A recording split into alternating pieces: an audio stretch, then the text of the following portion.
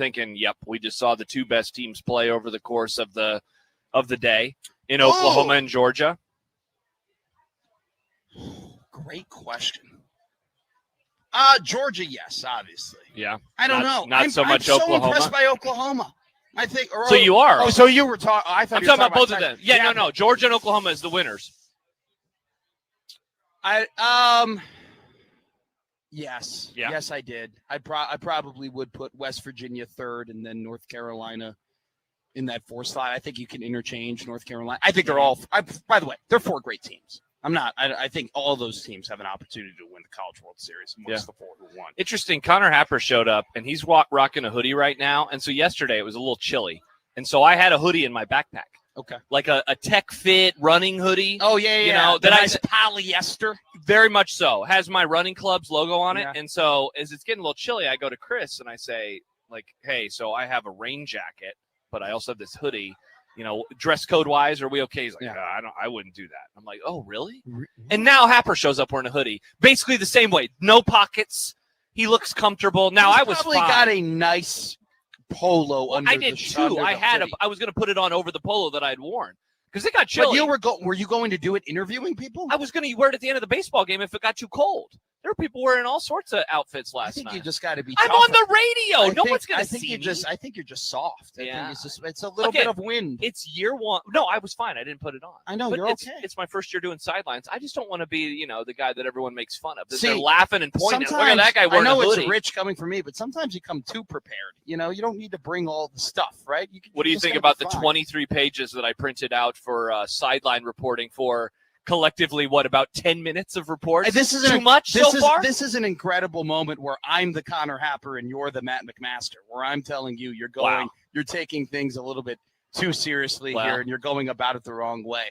It's fine. You're going to be okay. I have a lot to live up to. Put the fries in the bag. Put the microphone in front of the face. I had fries last night. They were delicious. We had some chili cheese fries from Greek to Me yesterday. Yep. Greek to Me is evolving. Yeah. I had the regular fries. They were awesome. They're like Ultron from the Avengers. Wow. Happer loves that reference. They're becoming something different. They're becoming something more powerful. I respect that. They now have hot dogs and they make their own chili in-house. Nick had a hot dog.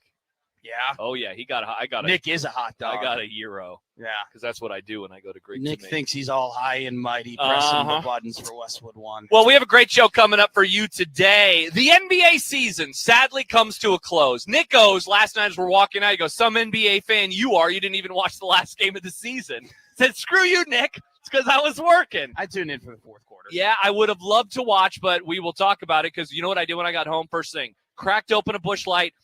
Put on the extended 20-minute YouTube highlights. Wow. And I watched it before I went to bed. Now, the first I thought you were going to say the first thing I did is I put on the Seattle Seahawks Green Bay Packers 2014 NFC Championship game. Okay, why was that on NFL Network last night? It was. Okay, that'd have been pretty funny to text the group chat with the Packers. You always got to check what's on NFL Network, guys. You know what I did this morning? So I opened up YouTube TV because it automatically records inside the NBA from a setting years ago, and I was like, you know what? I'll just have this on while I eat breakfast, and I'll watch last night. Of course, this one is the one that doesn't record. So I'm like, well, I don't know what to do now. No, the World Cup hasn't started yet. I'm looking around. You record NFL Network in past games? No. Oh. No, but I go to NFL Network, and it's Saints-Panthers January 2018 playoff game. And I was like, well, I'll have this on while I it was a bad unmemorable. I didn't even watch it. I was driving. Did the Saints end up Saints won, and then the next week was the game. Minneapolis Miracle. I wish that. And then I thought of our good friend Mike Schaefer. So we'll talk some NBA Finals coming up a little bit later on in this hour. Zach from Backyard Sports, Backyard Baseball, he's going to stop by. Looking forward to that conversation. Speaking of guests that are going to stop by, Evan Bland, Omaha World Herald. We'll talk about the 2026 Men's College World Series. Every game.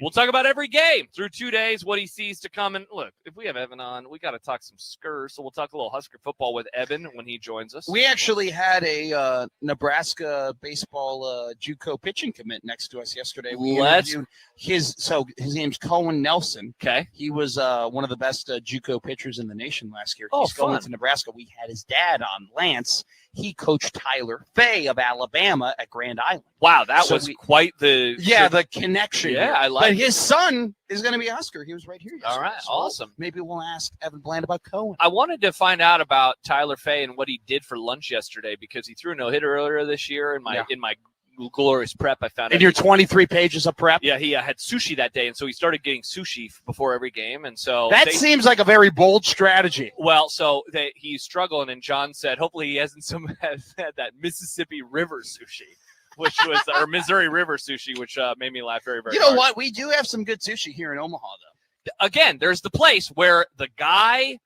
who learned from the guy who learned from the guy in Japan. Like it is 2 degrees of separation from the dude. Yeah. When you learn how to make sushi, if you want to do it well, you got to go to a guy. Sushi expert Josh Peterson? I know about this because my financial advisor is a sushi expert. Whenever he comes to Omaha, he goes to the place in Bellevue. So you want to do 7 degrees of David Uberback? Sure, why not? Why not? And so we'll have Evan stop by. We'll also have our good friend Austin Jacobson. He will join us. Maybe he'll give you some sunglasses like last year, and you can get yelled at by Prudon. I was thinking about that this morning. Also, Matt has a great idea. Franchise draft. See, now we're at the Men's College World Series, Happer, so that means we don't talk baseball. And so we are going to pick, is it 4 teams each? 4 teams from the 4 pro sports that we teams. would most want to be fans of for the next 5 years? Is that what it was? You can interpret it the way that you want to interpret it. Basically, I left it up for interpretation. Awesome. So we'll do that, and we'll get you ready for the baseball. Also, what is this segment called where it's like a take that we're... Take your marinating. All right. I thought of mine this morning, and it's actually something I literally have been marinating on for a couple weeks. I've been a little afraid to say it out loud. Me too. But I'm going to say it today. I've been on mine for 3 months. Oh my gosh. It might be... And you know what? I love marinating. You get your steak in, a little soy sauce, garlic, some lime, pinch of pepper. You let that in there. Have you seen Oppenheimer? I love the bomb movie, yeah. Okay, I'm worried that this is like them filling up the jar with all the marbles and that you're going to drop something today and it's going to explode. It might be bad. All right, we'll find out. I'm looking forward to that. And so much more. Appreciate everybody joining us on this glorious... It's Sunday. I was trying to remember what day of the week it is. It is a Sunday on this special Sunday edition. It's the summer. The days don't matter anymore. I think yesterday, I was like, is it Friday? Is it Sunday? Is it Monday? I seriously could not figure out that it was Saturday. It's like my mom. She's a teacher. That's how she treats summer. Yeah. She never knows what that's the light. Yeah. So that's a fun way to treat what day of the week it is. Mine is just because my brain is turned into mush. But that's why we're here. So many Barry Switzer interviews. So many. Happer's going to get him tomorrow. We believe in Connor Happer. This hour is presented by Union Bank and Trust at UBT. People don't have your money. Your money has people. Member FDIC. And the 1620 The Zone hydration sponsor. Nothing says happy birthday, America, like an ice-cold Coca-Cola. This summer, pick up a Coca-Cola and drink in America's 250th. Let's go. That's what Josh is doing over here. He's opening and closing that fridge. I'm looking forward to grabbing a cold beverage a little bit later on. More to come at the Omaha Baseball Village, Hour 1. We're on until 12:40 today, right here on 1620 The Zone.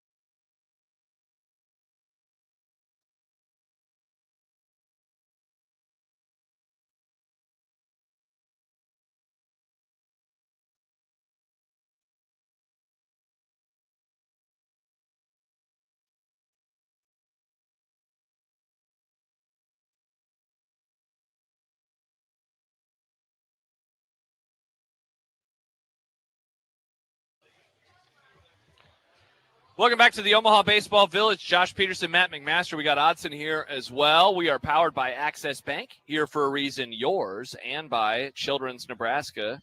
And 1620 The Zone is joined today by the Sidoro Law Group. Your outcome depends on what you do next. Wow, that sounds like a man who has read some pieces of paper. When you were doing the Coca-Cola. I could see it out of the corner of my mouth. You were mouthing the whole thing. I mean, I've read so many words. I'm in the top 5 percentile. You are? Is that what they're saying? Read.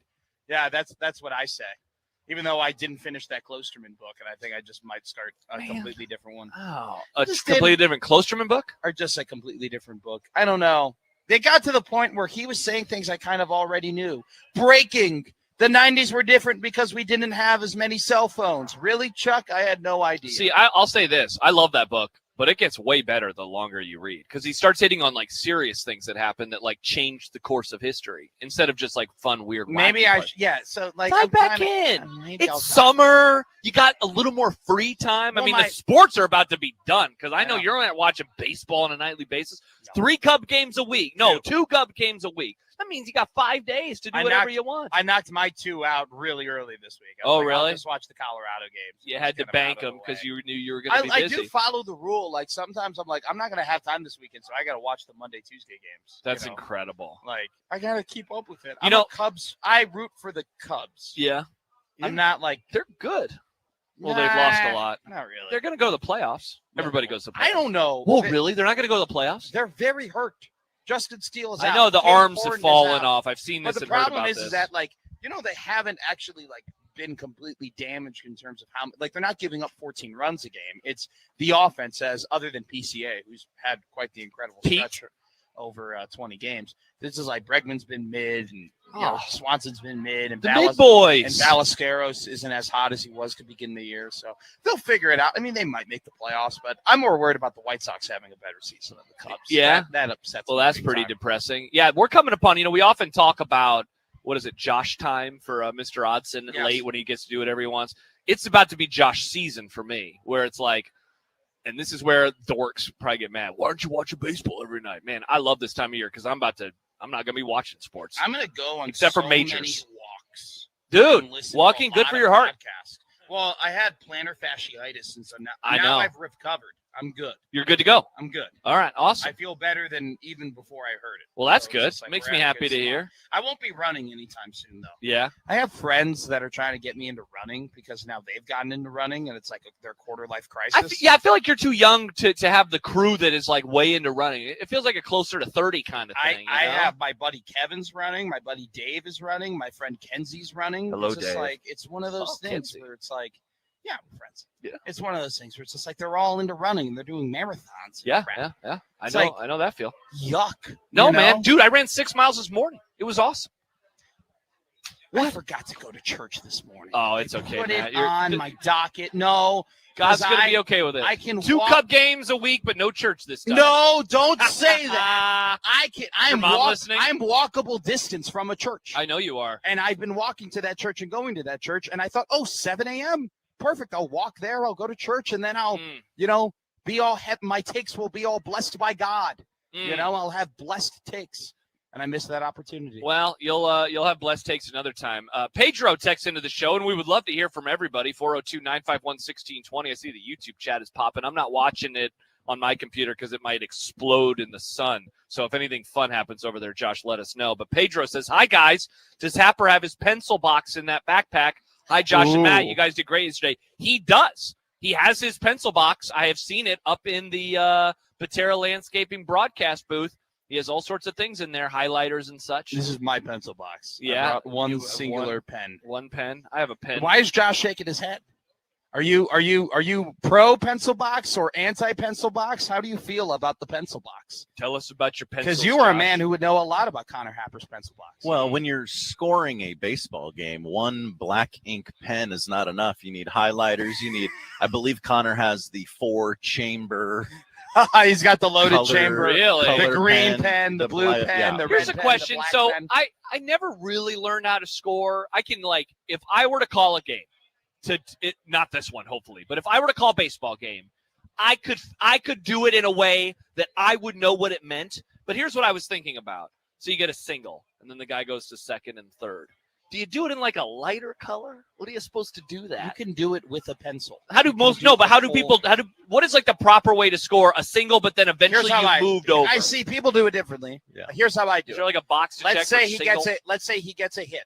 Okay. In the top left corner, I put 1B. Okay. And then depending on what he does, first. okay. And then let's say he scores, then I highlight the diamond. Okay. And then let's say they get a double, 2B in the top left corner. Okay. Boom, boom. So that's where you but put. then the let's say they don't score. Yeah.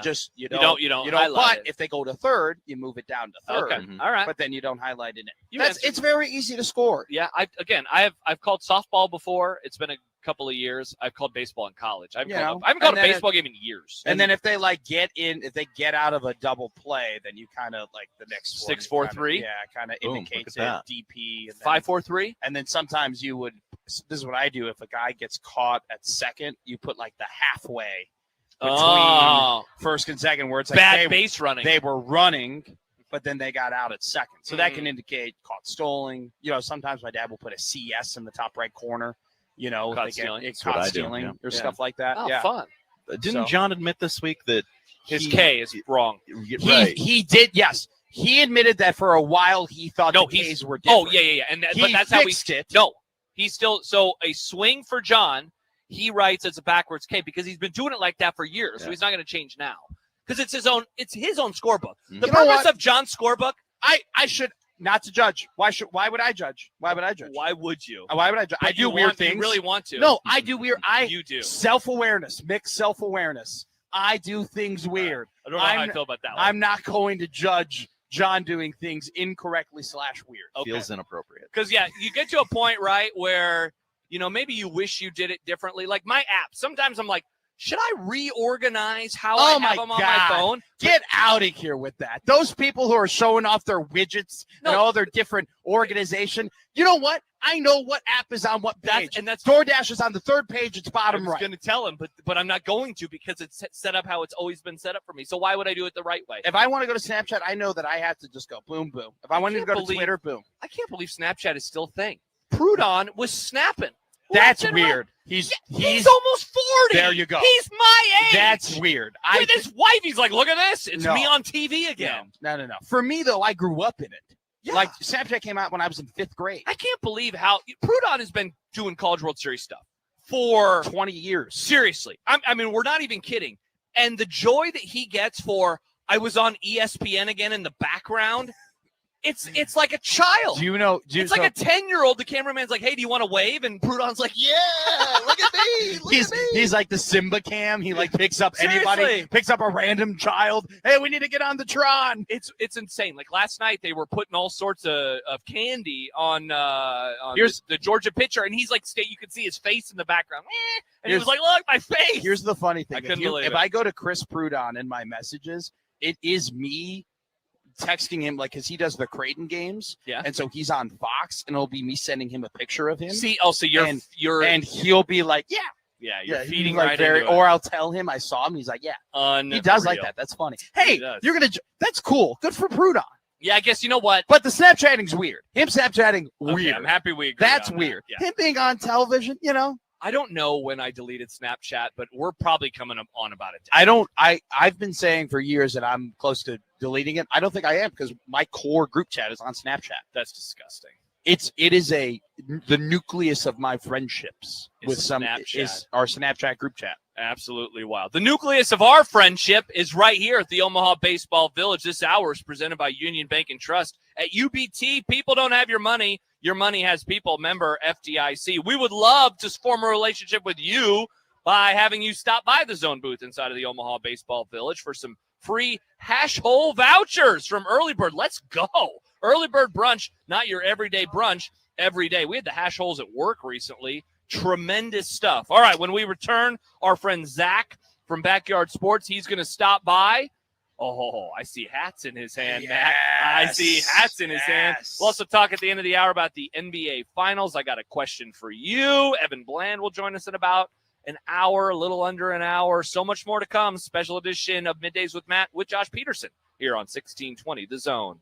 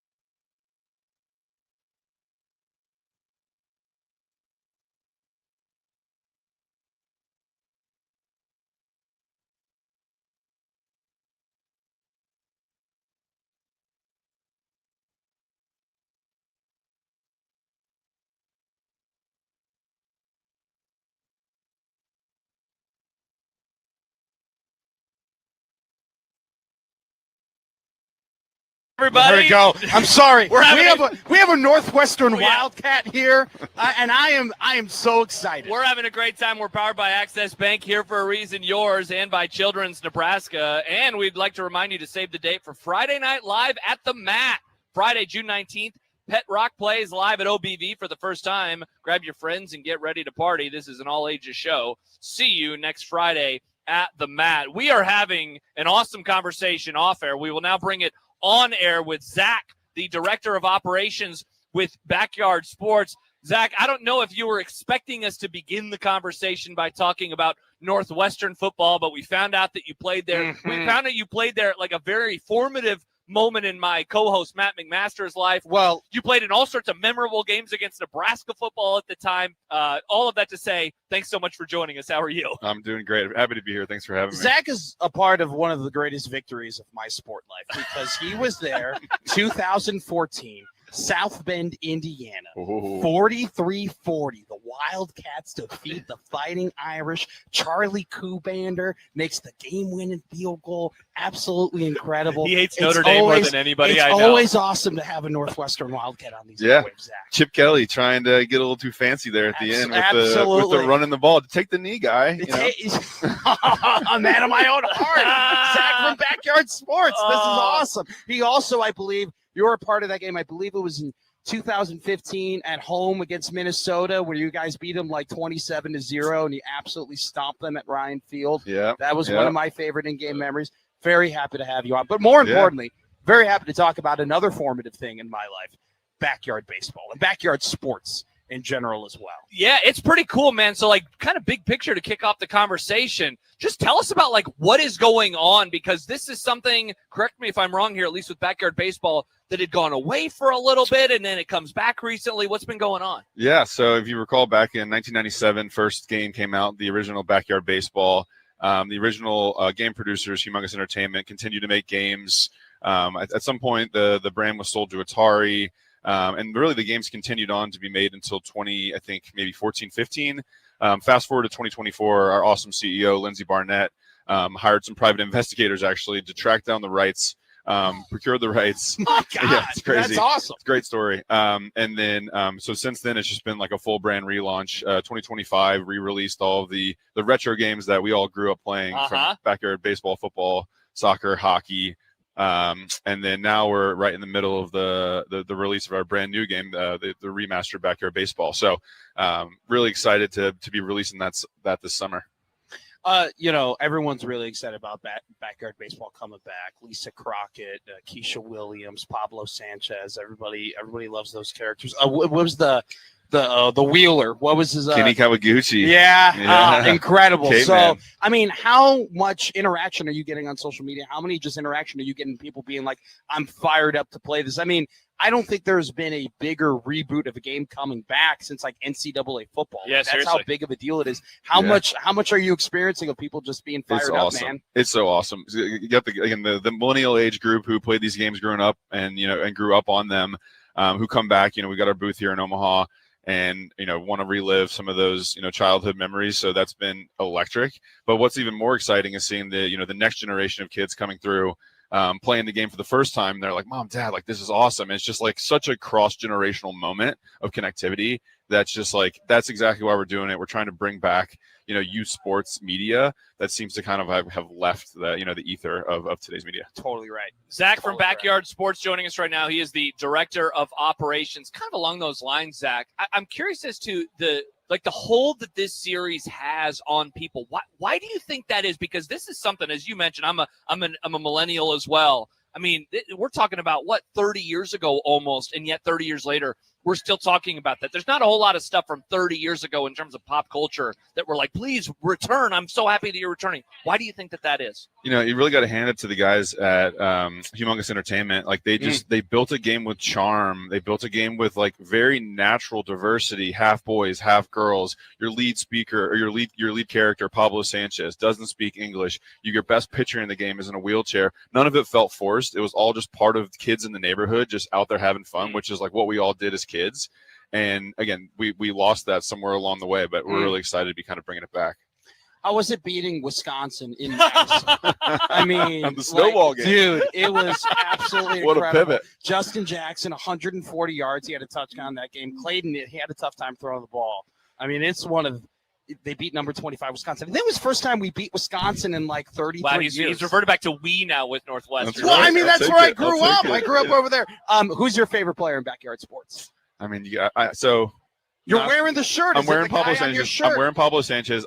Pete Wheeler's my guy. Okay. You I know, love it. a little slow to talk, but I mean, on the field, just speedy as can be. Bunt, home runs all day. Absolutely. Going now to the new systems, like what does that allow you to Great do question. in terms of upgrading? And of course, the graphics are going to be better. Like, what does this allow you to do that maybe you wouldn't have been able to do even like 10, 15 years ago? Yeah, I mean, I think that the first thing that comes to mind is online play, the ability to kind of like play against people around the world, play against again the couch co-op component that wasn't really around on PCs. Like you only can have one mouse at a time. Now you've got two controllers. Introducing some new characters, some DLC characters, some downloadable content. We recently announced a deal with the MLBPAA. So Mark McGuire, Sammy Sosa, Jeff Bagwell, Chipper Jones, Vlad Guerrero Sr., Very all these guys nice. coming back, just like really stoked to be able to hit dingers with those guys. Well, Zach, you and I were talking about, I used to go on this site called Mini Clips, right? Oh, and yeah. that was kind of like the little video game set in your computer. And it was like you kind of had to like hack your way through in order to play backyard sports. And it's interesting you bring them now. We're going to have it on consoles, right? We're going to have it on Xbox and PlayStation. You bring it up with the MLBPAA. Is there any new players, current players right now that off the top of your head, you're like, I want Aaron Judge in backyard sports. I want to have this. Who do you think would be a great current player to have in backyard sports? I mean, we'd be blessed to have any of them, but you're just going to have to stay tuned for Okay. that. All right. No hits. I like Nice it. A team. true Northwestern man. Keeping things close to the chest. Media train. So Absolutely. what do you got going down here at the OBV for folks who are listening right now? They're driving in. I love the idea of a mom or a dad who played this, and now they have their own kids, and they're like, time to introduce them. If they want to get down here and find out more, what can they learn? Yeah, so we're right next over to the Wilson booth in the indoor bullpen of the Omaha Baseball Village. We've got a gaming station set up with 8 computers and with Xbox controllers to come out and try the demo of the new game that's coming out on PC on July 9th and later this summer on consoles. And then we also have a fun, throwing game. So it's like an easy, a hard, and impossible. So giving away some prizes, Very getting cool. some kids, playing some backyard sports and just having a blast. And you got some memorabilia over there too, right? That's right, Mean, yeah. I'm telling you right now, I might have to go back over there and pick up a shirt. I mean, Uh-huh. what you're wearing right now, the Pablo Sanchez shirt. That's Shirts, hats, limited edition trading cards Yeah. that, it's meant Look, seem look to be at doing we're well on wearing the eBay. hats right now. This They thing, are sharp. They're awesome. Yeah. They're real, and they're a good quality. too. Yeah. It's like a rain hat. Matt, do you have one more Northwestern question before we say goodbye to Zach? Ooh. Make it a good one. More Northwestern question before. Okay. All right. I'm going to put you on the spot here because Ready. I looked up your profile while we were interviewing you. You're a backup quarterback. Yes. Who do you think is the best Northwestern quarterback over that's the a good last question. 15 years? Is it Ooh. Clayton? Is it Trevor? Or you got to remember, and it's probably not him, but Peyton Ramsey had that one really good year being a transfer from Indiana. Who would you go with? Zach Oliver. This was your room. I know. Yeah, I mean, stats wise, you got to hand it to Clayton. You Like do. he's all around. He had the run, he had the arm.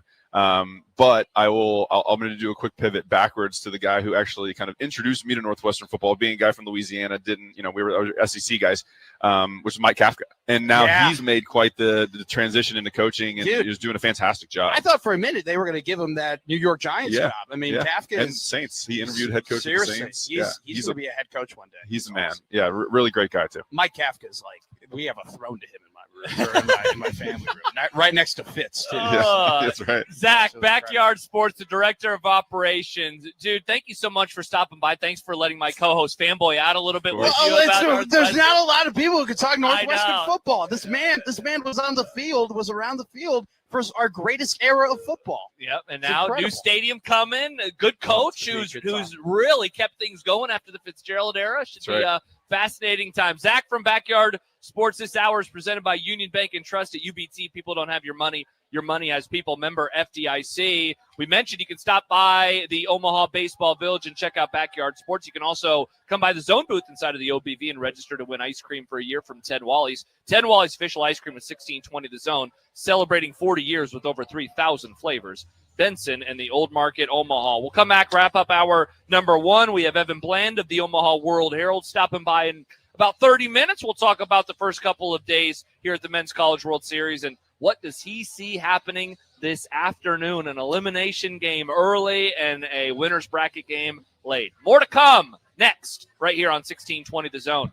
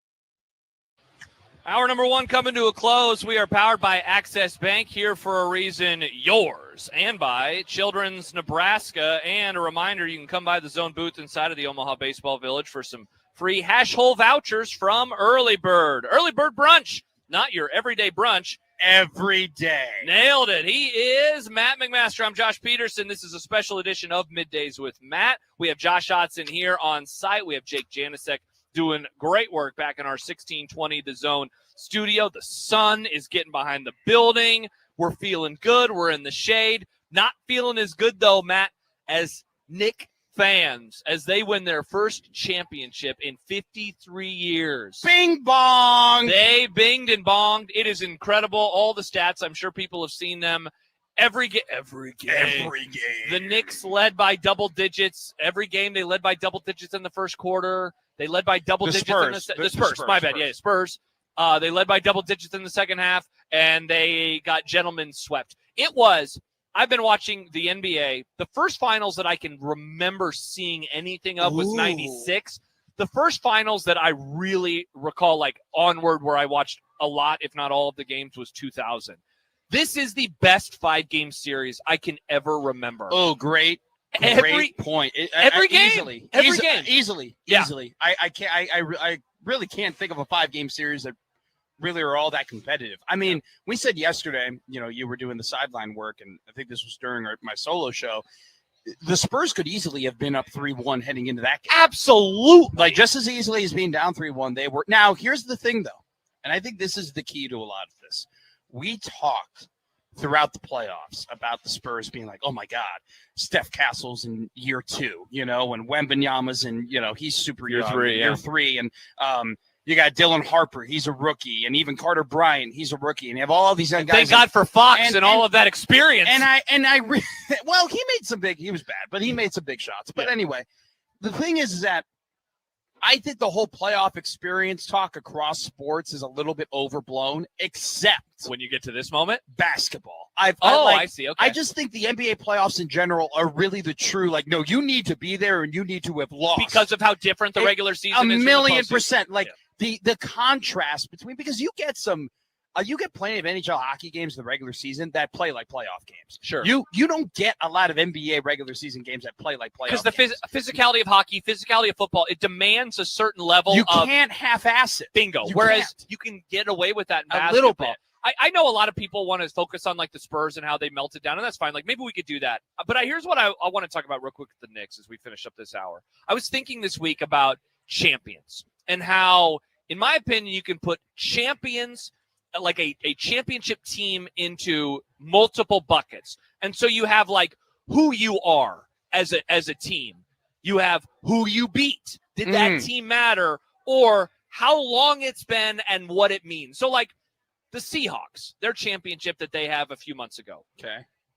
I think it's just it's a championship. You got it. It's great. No one's going to say anything bad about it, but you won a championship. I've told you this before. One of my big jealousies with the Eagles and the Giants Super Bowls is that they beat teams that matter. Yeah. The Giants beat an undefeated Patriots team. They beat another Patriots team. The Eagles beat a Patriots team in the middle of what could have been a three-peat, and then they ended the Chiefs' run for a three-peat. But the Rams, who did they beat for their Bengals? Flash in the pan Bengals. Correct. And then there is the how long it's been, what it means. This is a 53-year wait for the Knicks, and in a way, I think that they could fill multiple buckets. They could have who'd you beat? I mean, what if the Spurs? They can fill all 3 buckets in one fell swoop. I think it's one of the greatest playoff runs in NBA history. Incredible what they were able to do after going down 2-1 in the first round, and then they ripped through it. I heard a stat. I was listening to Simmons on my run this morning, and he had Zach Lowe on, and Zach Lowe brought up their net rating and how what they did in the playoffs. They went 16-3. They finished on a 15-1 run with the only loss coming in Game 3 of the finals, and their net rating was, I think, 16.3. Or no, that was their record. It was 15. Yeah. It was the best net rating in playoff history. They were 9-1 in road playoff games. They went 9-1 in road, including they won 9 in a row, which is a record. They came into last night with a record already. They're tied for the most road playoff games won with the Houston Rockets back in the 90s, but they are 9-1 in 10 road playoff games. Absolutely insane. And we get into the conversation, and I often use this argument for mid-major NCAA teams where you go, oh, who'd the Knicks beat? Oh, they played the 76ers. Oh, they played the Hawks. Oh, they played the Cavs, with James Harden. He's not a playoff player. I don't care. But they eviscerated them. That's the point. How'd you beat them, right? Their average point margin of victory was 24 points. What else do you want them to do? What else it's not like they were skating by these bad teams. They were kicking their ass. And then, they beat the Spurs in 5. They beat the Spurs in 5. I remember a couple of rounds ago when they did what they did to Philly. That was when I said they will absolutely give whoever is in the West, they will give that team fits. I felt that way back then. And after Game 1, I thought they're going to win the NBA Finals. It took me longer. Yeah. It was Game 3 against Cleveland, and they just mollywopped them. Yeah. And they were just faster and more competitive, and Cat had an insane amount of assists, and I was like, uh-oh. Yeah. And I still thought the Spurs were going to win in 6. That was my pick. But I was like, some people were like, oh, the Spurs are going to handle them. No, New York's going to get a game or two. And they are, and I'll reuse a reference I made from yesterday. Perfect. They are like Matt Damon from Rounders. They just hanging around. A movie reference from Matt. We'd love to see it. Incredible stuff. And, they have one of the best clutch players I've ever seen in my entire life. In Brunson. He easily. One of 4 45. players. What was the stat? Closeout game, a guard, 45 points. The only other guy who's done it is Michael Jordan in Game 6. The only 2 other people to do 45 points in a closeout final games were Bob Pettit and Giannis Antetokounmpo. Yeah, and All Giannis, future Hall of Famers. Yeah, Giannis was Jalen ridiculous. Brunson, a future Hall of Famer. Well, in the NBA, in basketball, you can get a Hall of Famer by breathing. So, yes, he is absolutely. Does he make the trophy. Football Hall of Fame? With his career right now, he would know. But you know what he is? He's Eli Manning right now, though with a way better in the regular season. I don't know. No, I'm talking about like winning a championship for New York City. Oh, That'd be a fun little. Because you figure Eli's going to make it, even though he should. When Mike Breen said he will be the king of New York for the rest of his life, I was like, it struck me. I was just like, he's not wrong. No, I mean, He's think totally about the correct. reverence that people speak about with Willis Reed. Clyde Frazier. That from 50 some odd years ago. Think about it, and like Jim and O'Neill texts in, as a guy who was the only kid with a Patrick Ewing jersey in middle school today is a great feeling. Jim, I am so happy for you, man. Like, that is awesome. And think about that. Patrick Ewing never even did it, and he is a god. Brunson is a capital G god in that city now forever. I never thought I would see it. I never thought I would see them win a title because I've only known bad Knicks. I've only known. Man, this makes me feel, as a Cowboys fan, it could happen, right? Do I have to wait 23 years? Yeah. Okay. I mean, wow. in theory, it could happen. It could definitely happen. I could date Margot Robbie in theory. Okay, let's settle down. The I Cowboys mean, have I'm a man. She's a woman. We both exist in the same time. I could date her. This is absolutely unreal. Congratulations to the Knick fans in the audience. I know Asian Joe. He's one of our great friends of the radio station. He is a big Knicks fan. Mike Stibbs, long suffering. Yeah, I found out about that last night. I had no idea that Stibbs was a Knicks fan. Yeah, it's pretty surprising. Yeah. Hour one. Kudos to you, Josh. Hour one has been presented by Union Bank and Trust at UBT. People don't have your money. Your money has people. Member FDIC. And the 1620 The Zone Hydration sponsor. Nothing says happy birthday, America, like an ice-cold Coca-Cola. This summer, pick up a Coca-Cola and drink in America's 250th. Hour two, Evan Bland and more. Coming up next, right here on 1620 The Zone.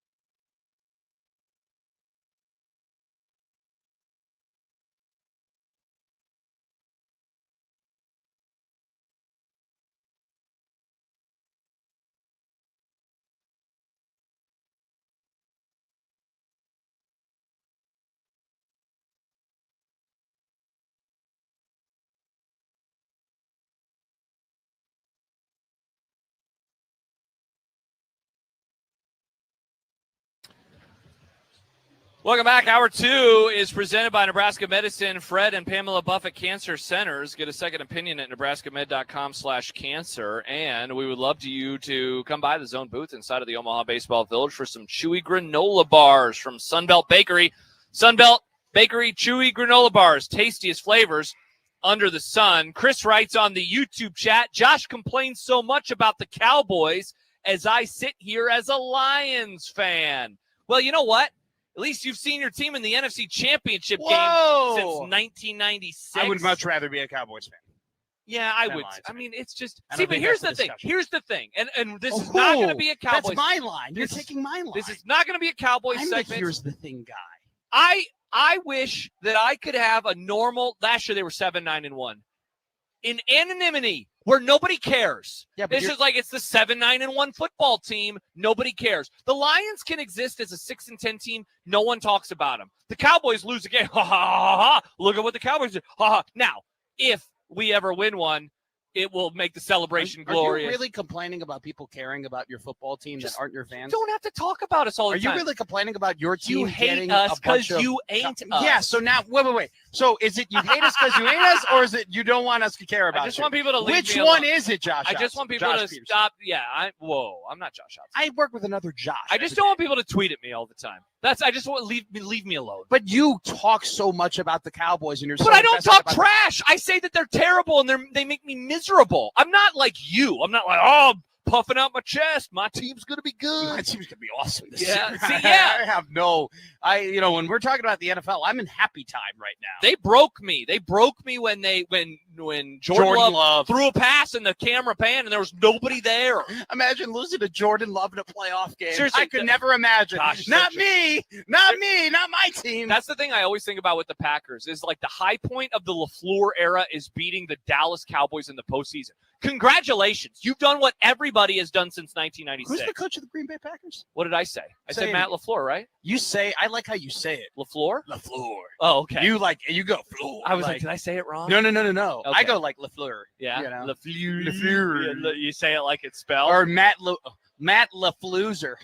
Hokey Skirt writes, daily reminder to Matt, the Bears and the Blackhawk Tuas still suck. Wow. The Blackhawks may be serviceable next year. They gave you joy when you were a child. Oh, God, yeah. You remember that, More right? than any. Also, More he than any asked, Josh, I'll be at the 1 p.m. game on Wednesday. Are you and John going to be at the Village? No, we will not be at the Village. We'll be inside the ballpark. I'm back doing sideline duty on Wednesday. I'm off. I won't even be here. Screw you.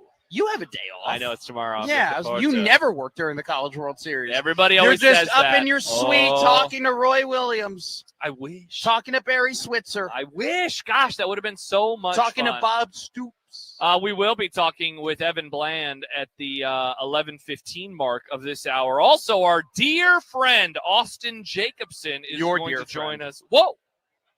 Changes. He's our dear I thought you guys do a podcast over friend. pizza. Unrecorded podcast It's a that great hasn't been recorded in 2 months. Isn't it nice to get, like, one of the things that I love about this business? Well, I love a lot of things about it, but one of them is getting with your friends and talking trash about people in the business. And man, I was going to make a joke like that. I did not think you were going to admit it. and it's fun doing that with Austin. I love sitting around and be like, what do you think about this person? What do you think about this person? I have many opinions. See, the beautiful thing about me is that I know what people would say. Yes, I'm young and I'm not from here. You got me. I never have said that about You got me. Oh, no. Not like to another person. If they're like, what do you think about Matt? I'm never like, he's young and he's not. Oh, I mean, I probably have said he's young, but. Oh, I'm young. Yeah. But I was too. We're all. I'm Everybody young. Well, was now- 24 at one point. Yeah. Who is older than 24? You know, not everybody reaches that age, sadly. Yeah. I am very fortunate, though, to be 24 and to have the megaphone that I have. It's I pretty don't know cool, if Matt. It It's is pretty pretty cool. It is pretty awesome. So we'll talk about that with Austin and not that. We won't talk about your megaphone with Austin. Yeah, no. Well, actually, We'll it'll talk just about be a stuff. segment where you two discuss my broadcasting career. Oh, that's a and great you idea. Just make a bunch of I have critiques opinions. and criticisms. I have many takes. A reminder, we're getting you ready for Troy and Ole Miss. Pregame will begin at 12:40 today. It'll be John. It'll be Farron. It'll be Happer on the field. Looking forward to that one. Troy, Ole Miss elimination game. And then West Virginia and North Carolina, the nightcap. So Matt and I will be back on in between those games. getting you ready for that one and talking about how one team is going home. Their College World Series has come to a close, and another one is moving on. I have a Husker football question for you, Matt. I know. I pulled up your text that you sent. Okay. To see what we were doing here. So I have. Let me get my notes open. yeah, so I wrote copious amount of notes. Look at you. I saw this earlier in the week, and I think speaking of Austin, I think Austin and I maybe mentioned this in passing at the very end of our show on Thursday. But Ari Wasserman, friend of the Grum, put out his Big Ten football power rankings. A little bit ago, we did this segment on Middays with Matt. Okay, perfect. Like you projected what the power rankings would be, or you did your own power rankings? No, we read what the power rankings were, and we revealed that who was ahead and who was behind. So he has Nebraska at 11th, and this is coming off of another. This was a kind of an analytical betting power ranking that I saw recently from a good friend of the Grum, also Parker Fleming. That one had Nebraska at 12, if I remember right, behind UCLA. And so here's my question for you, because if they're at 11th place in the conference, as I pull up the standings from last year, you're talking about a team, because that's pretty much where they were. You're looking at a sub 500 year in conference again. And so, well, here's my question for you, real fast. Is it important, or it is important? How important is it for them to finally get over that 4-5 or 3-6? How important is a greater than 500 season? Because if you and I start talking, and maybe we do this another time this week, of the things that Nebraska needs to do in 2026, I think that there are a couple that people always go to first. And let's remove the raw record, overall record. Sure. It is get a ranked win. People talk about that all the time. Got to get a ranked win. That's so important.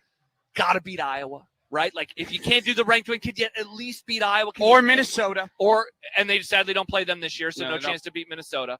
Those are the two that everyone lifts up. And then, of course, a raw record. But what about conference record? They haven't had a greater than 500 conference record, Matt, since 2016. So I went back the last 2 seasons under this current Big Ten format, 18 teams, including the 4 West Coast teams. Okay. 11th, the last 2 seasons have been 4-5.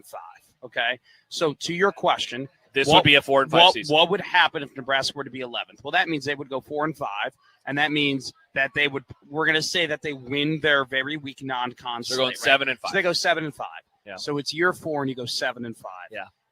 Do you know what that is? Spinning wheels. That's mediocrity. Yeah. That is the definition of mediocrity. 3 straight 7-win seasons. Now, we can play the hypothetical game all you want about what if they win the bowl game? What if they get an 8-win? Who do they beat? Because schedule's tougher this year. Who do they win? Blah, blah, blah. So, do they upset anybody? Here's the thing. Let's just spin it this way. Okay. If they go 3 straight seasons of 7 wins, I don't want to hear about, well, you should have seen what we came into. You should have seen what the program was when we took over. At some point, 4 years in, at some point, the program's got to become yours. Yeah. At some point, it's just got to be about what you did, the decisions you've made, and the job you've done. Yeah. And, there are some people, when I bring up, $70 million for a coach, you're paying a coach $70 million. They go, man, what would you rather them do? Pay a coach $5 million? That's not the point. Okay. Get a cheaper coach. The point is this.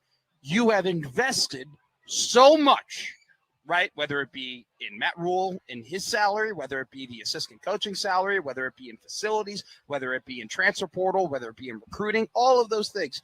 You've invested so much that you should be winning more than 7 games in year 4. You should be, okay? Mm-hmm. And so you can talk about the schedule and who they're playing, all this stuff. Eventually they got to beat those teams. Yeah. If you're going to go to where you want to go, and for the people who really believe in Matt Rule, and I'm kind of in the in-between camp, I understand both arguments from both sides. If you want Matt Rule and you really think he's going to be successful, at some point you can't be afraid of Washington, Illinois, and Iowa. Those are the teams you literally, if we're talking about a 2014 college football playoff, Nebraska needs to be better than those 3 teams in order to make the cut, because those are the teams they're competing against. So 7 wins to me this year would be okay, you're a mediocre football program. Has Nebraska needs to ask themselves, have they invested enough to be more than a mediocre football program? Absolutely they have. Yeah, so it's underwhelming. Sure. It's how would I feel? I'd be underwhelmed. Yeah, I think about it sometimes, Matt, how, you mentioned going into year 4 and how often this is the time when you start saying, all right, They like got to be playoff, worthy. You got to be competing for a Yeah. playoff spot. And yet we're not having any of those conversations right now. And like there's a part of me that's like, yeah, why would I? Why would I entertain that idea? But then I'm also like, I kind of hit myself and it's like, man, how times have changed. You wouldn't have even allowed this to happen. Whatever, 5 years ago, certainly 10 years ago, certainly 15 years ago. Well, this is the schedule's really hard. Why aren't you better? But thank you. Why aren't you better? But here's another one, Josh, and this is an asinine question, but it's a factual question. Let's remove the buyout. Let's remove it. Let's get rid of it. Okay. Let's just say it doesn't exist anymore. Okay. If Matt Rule were to go 7-5 in his 4th season, the question you have to ask is, should he still be the coach? Should he still be leading Nebraska football's program, right? Mm-hmm. There were some people who would say yes to that, by the way. There were some people who still would say if they were to go 7-5 this year and a buyout wasn't a problem, that money wasn't a problem, there would still be people who would say, no, he should still be the head coach. I still think you can maybe make arguments for it, but at the end of the day, the question is, what does that look like if Nebraska's 11th again in the Big Ten? It's mediocrity. You're just a mediocre college football program. Yeah. And this state and that school puts way too much effort, way too much care, and way too much money to be just a mediocre football program. Some comments. Let's see. D'Lo writes on YouTube, all conference seasons not created equal. Going to be tough to go 500 in conference with this schedule. It certainly is. Yeah. I mean, now I think that I'm selling Illinois stock. Stock. I think that Nebraska could potentially be favored. Okay, going into the Illinois game. I'm happy you said it because I've been just doing the math in my head because right now, if you go off of SP Plus, and this is still early, right? It's June 14th, still 2.5 months to go until the season. But if you go off SP Plus, Nebraska is going to be favored in 6 games. They're going to be underdog in 6 games. Now, some of those, it's like a short favorite or a short underdog. Yeah. Illinois, for example, short dog. That is not it's not Ohio State, right? Like they're not going to be Indiana, Oregon, Ohio State. They might be favored dogs. against Maryland, but like Maryland might be sneaky. Like for sure, they're bringing back a lot of guys. Absolutely. Lake Washington had probably other than Bear Bachmeier had one of the more impressive freshman seasons. Like, look, the season doesn't match up the way that you think the season is going to match up every single year. Yeah, I'm trying to find. I know I made a graphic at some point in time. I guess I don't have it right now. Maybe it's somewhere on my computer. But here, I went and looked a couple of months ago, and we talked about this on the show, about the opponent SP Plus ranking at the end of last year for all 12 versus this year. Now, this is preseason. You did do this segment. This was a good segment. So last year, the best team they played, according to Bill Connolly's SP Plus rankings, at the end of the year was Iowa. They were ranked 12th. This year, they picked 3 teams that are tougher than that: Ohio State, Oregon, and Indiana.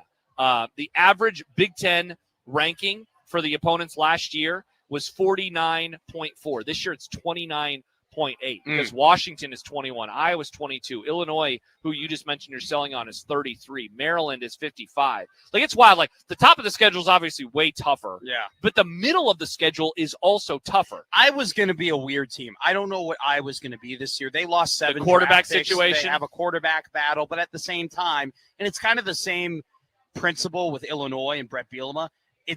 It's that coach, right? It's Kirk Ferentz. So it's like, do you really think they're going to take that big of a dip? I thought Iowa was a college football playoff team last year. Dude, thank you. I've been saying that for a while because you look at their schedule, if you do the whole SEC situation with them where they get the benefit of the doubt, like they took Oregon to the wire, they took Indiana to the wire. The problem is that they lost to Iowa State and lost to USC. They should have beaten Iowa State, though, in my opinion. Like, that was a absolutely really close game. Yeah. Like, you have 3 games. I was talking to Caden Wiegen, the Jet Award winner, and I told him, I was like, dude, like, you had a 10 season a couple of years ago, and I'm like, how the hell did you guys win 10 games?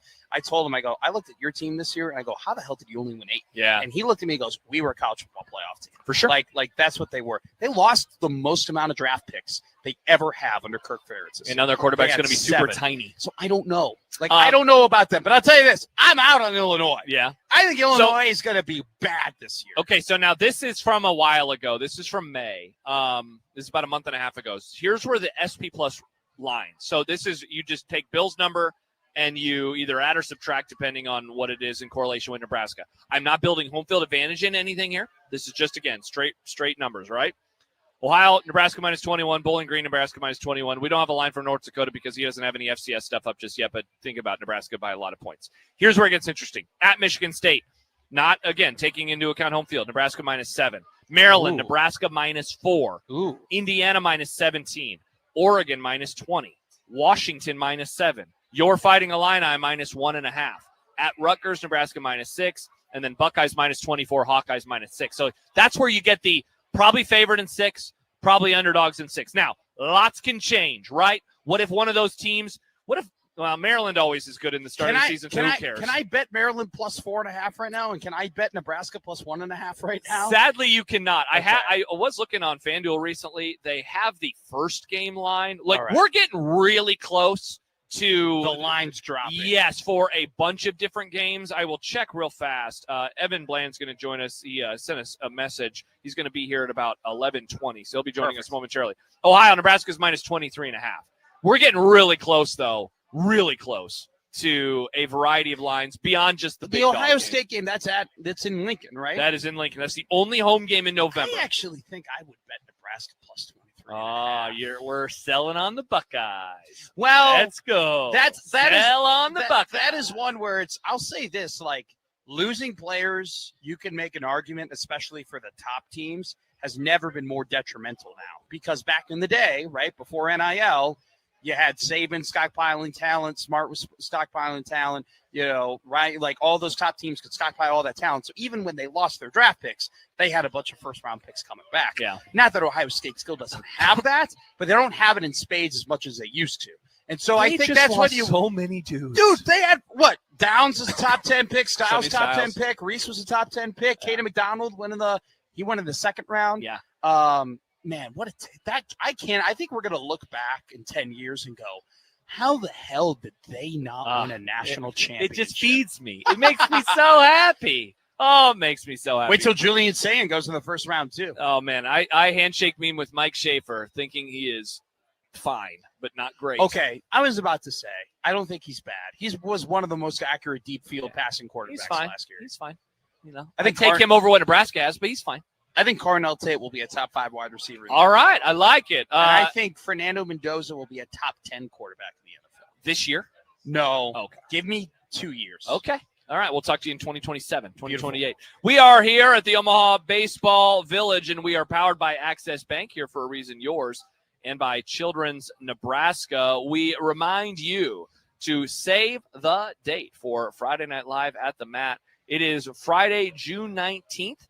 Pet Rock plays live at the OBV for the first time. Grab your friends and get ready to party. This is an all-ages show. See you next Friday at the Mat. All right, Evan Bland is on his way here. He sent me a message. He should be here any moment now. Looking forward to chatting with him about the College World Series. We could ask him the same question that we were just discussing as well. It's a special edition of Middays with Matt on this Sunday. Josh Peterson, Matt McMaster, Josh Hodson with you at the OBV. More to come when we return on 1620 The Zone.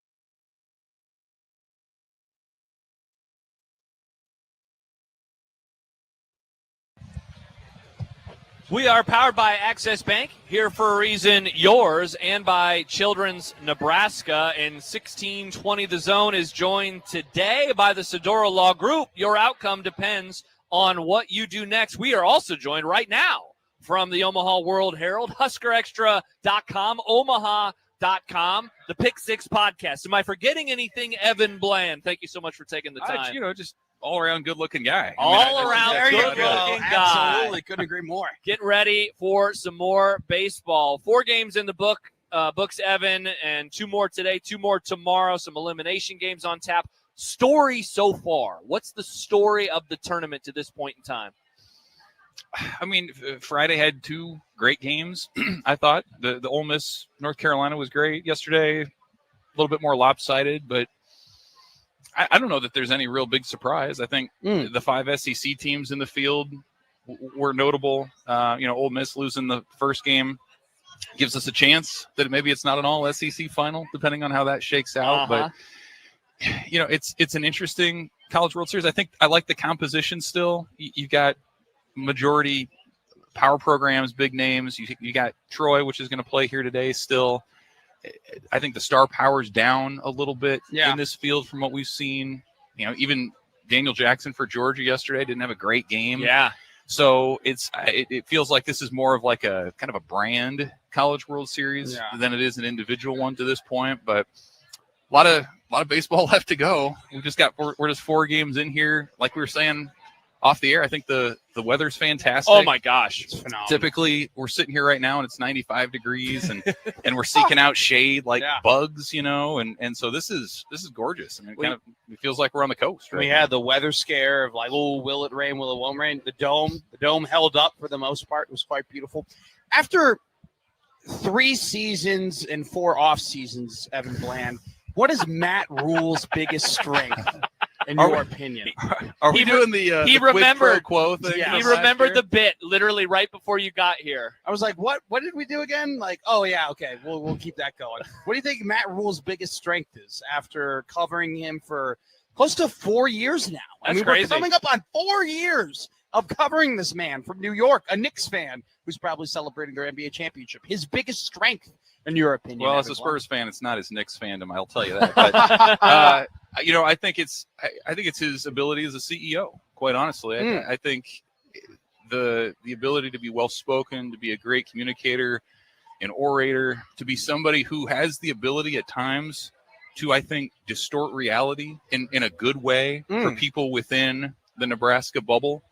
I think all that's more important than it was 6 or 7 years ago. He reminded us during the stadium renovation reveal that post spring ball, most of his job is fundraising, interacting with donors, trying to be the matchmaker for NIL, potential NIL partners and his own players. So like all those are qualities that you just didn't need to have on the resume 10 years ago. So I think that's probably his best part, the way that he represents the university nationally. He'll go on Pat McAfee and hold court well and do those things. So I think that's the big piece is like anymore.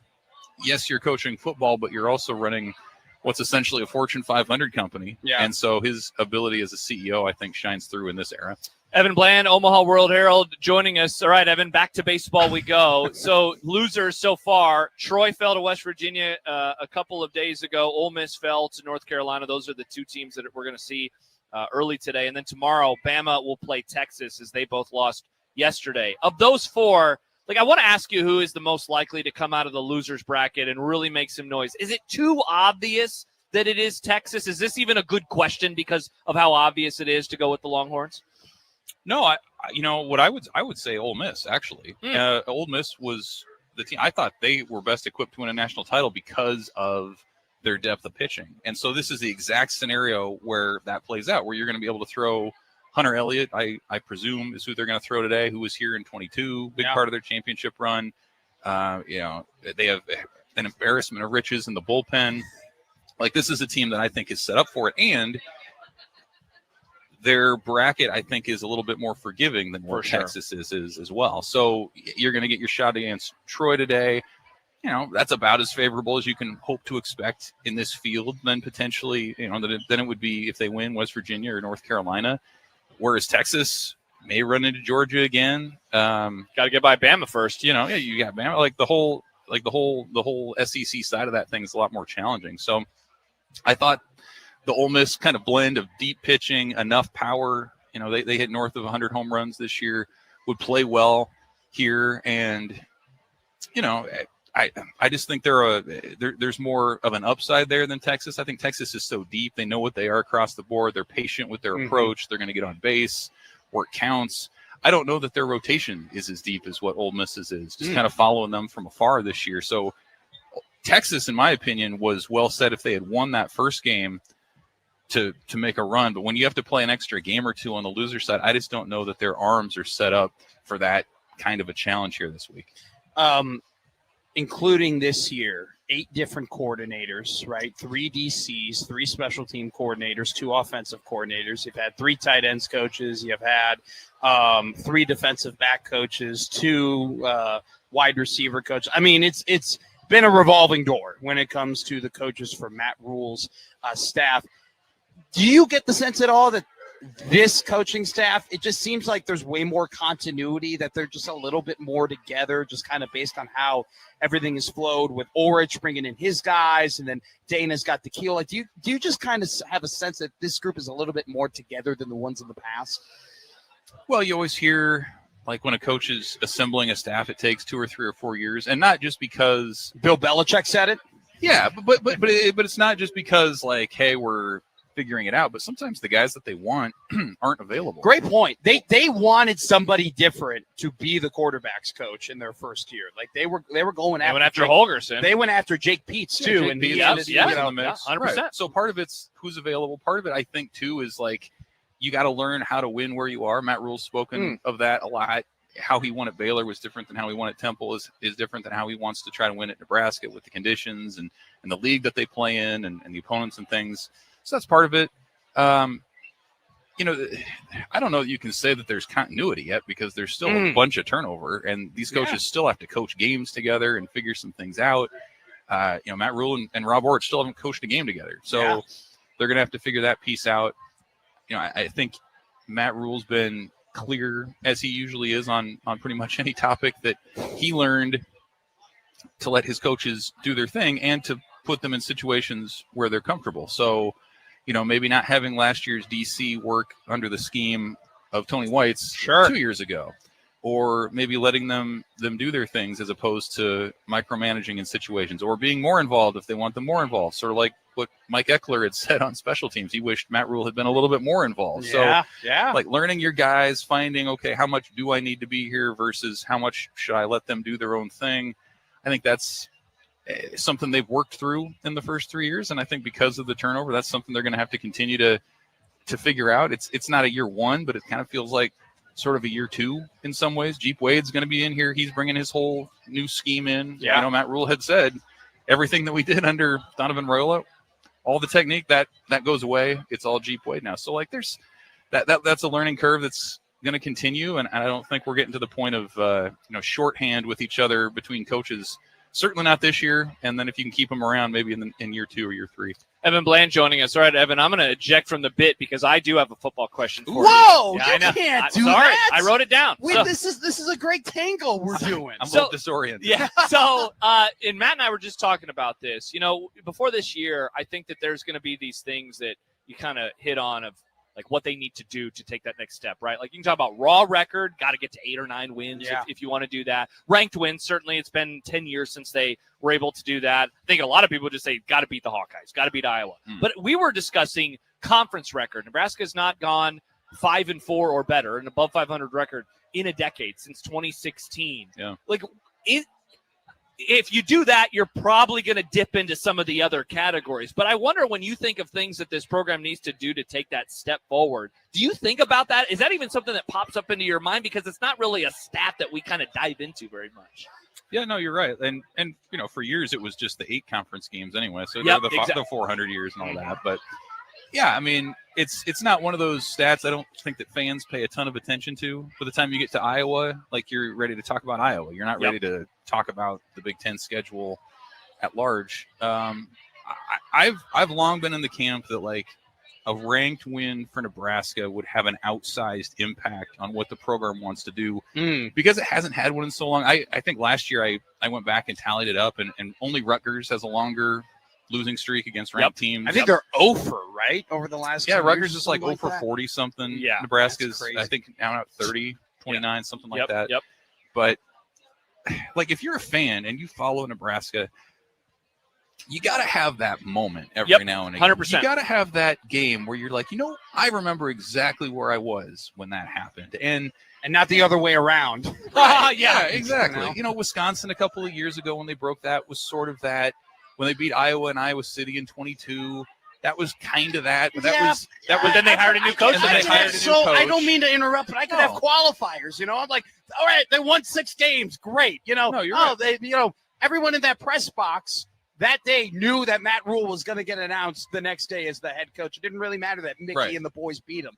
Like, you're right. No, you're right. You're right. That's you're what I'm totally saying. correct. That's what I'm saying. It's like that's the threat. That's I think the standard to beat in the last 8, 9, 10 years. Upsetting Michigan State in 2015.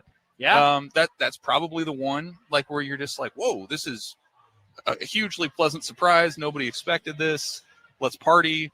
And I think the other thing is like in the last 10 years too, you can watch all these college football games every weekend, and everywhere there's going to be somebody, storming the field, having a party. moment. And I think Nebraska fans are like, as much as we show up, as much as we invest, why can we not have one of those moments? So like, I even think if Nebraska could beat one of Ohio State, Indiana, Oregon, right?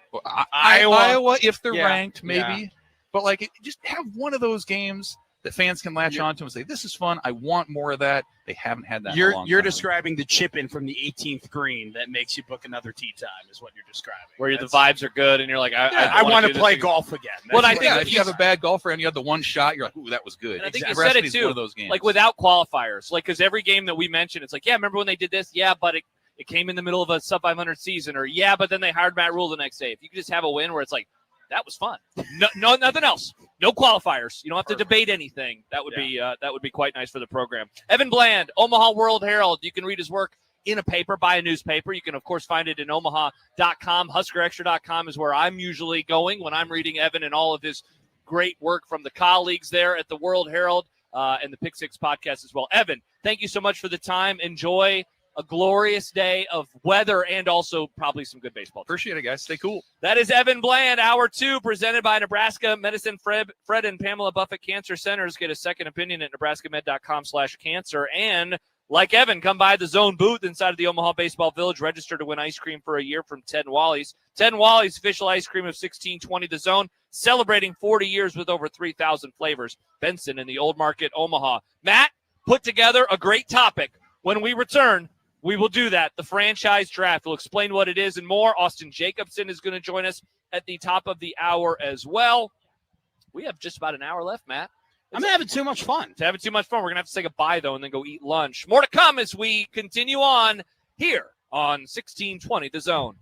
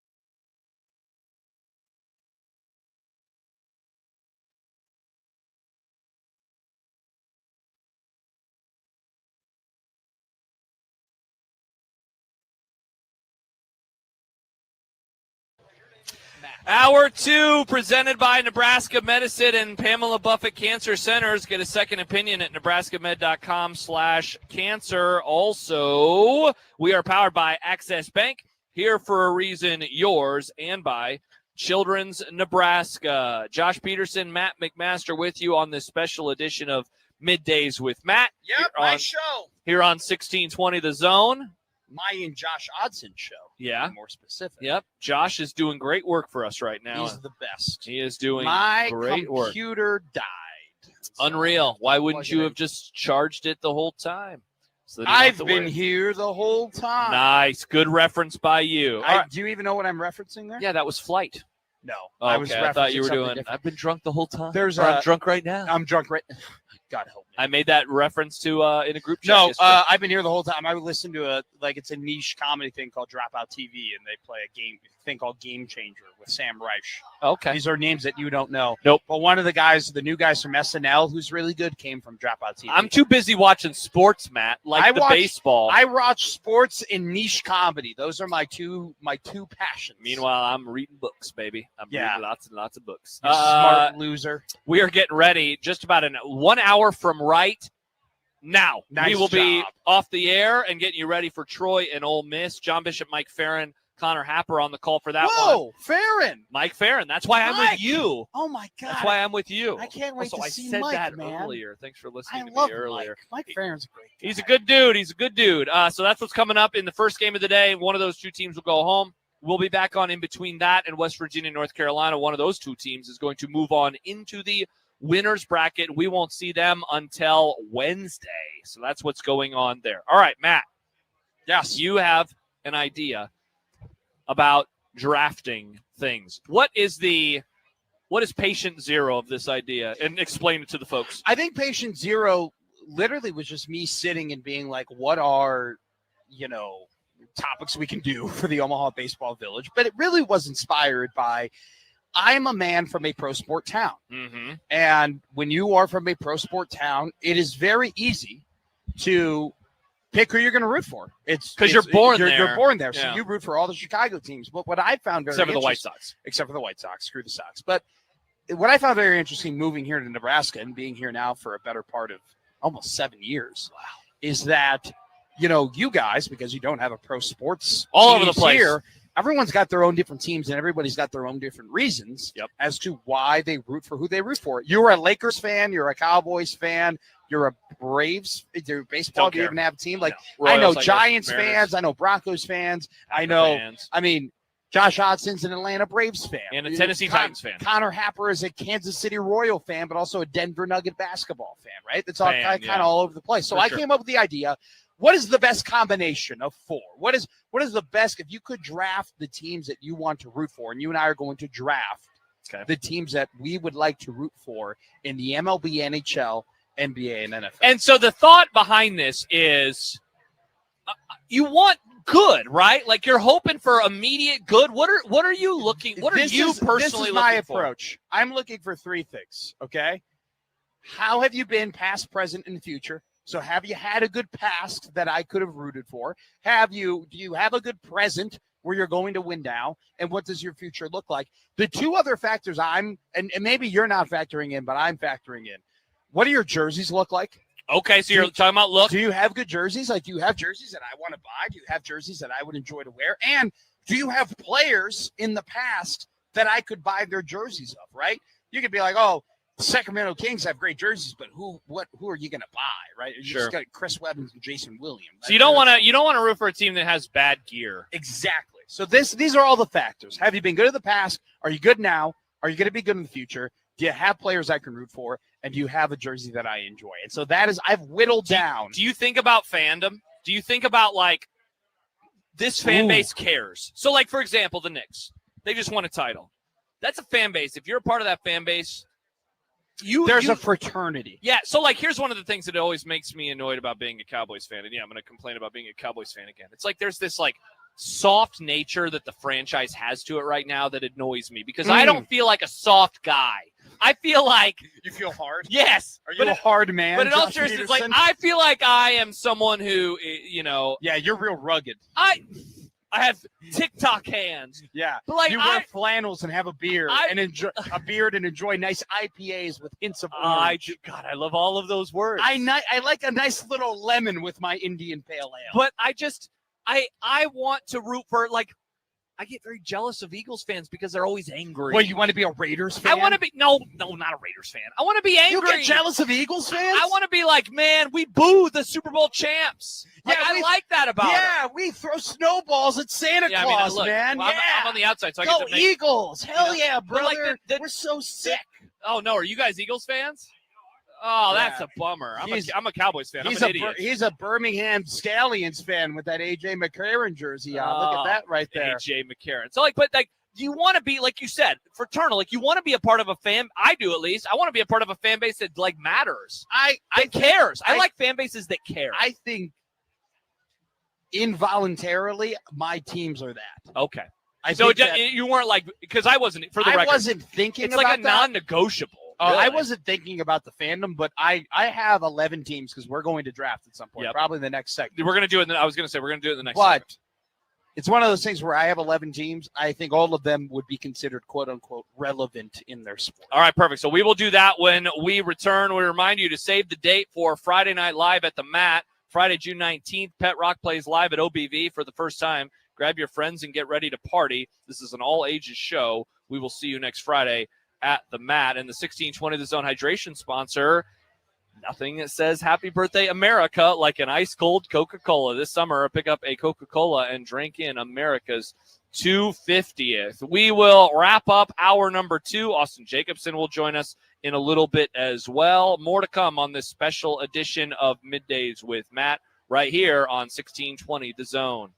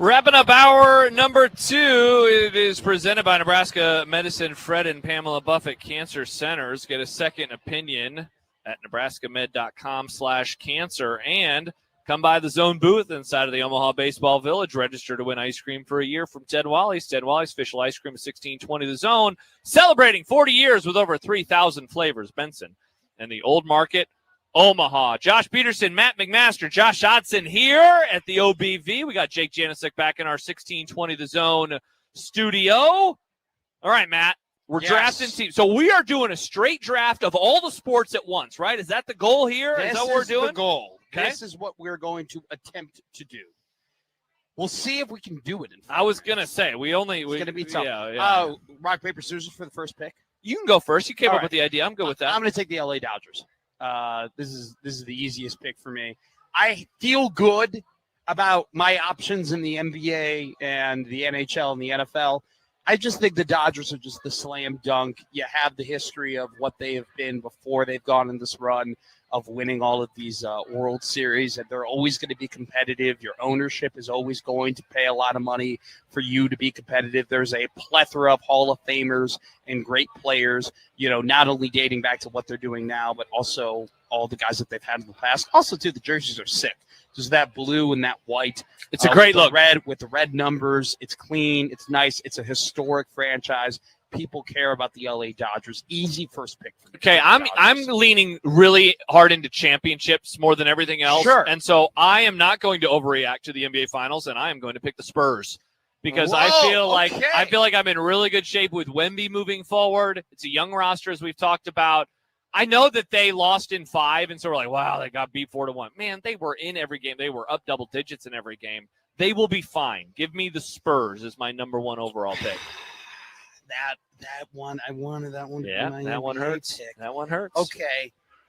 I feel good about what I can get back to in the NBA, so I'm not going to follow suit here. Okay. I'm actually going to go with the Pittsburgh Penguins here. Okay. Yeah, I'm saving hockey for last, and so you could have saved that for last. I'm going to go with the Pittsburgh Penguins. You have to think. You got Mario Lemieux. You have the success of the 90s. You had Sidney Crosby, Evgeny Malkin, Chris Kunitz, the 16-17 title, the 2009 title. They've been competitive for a while.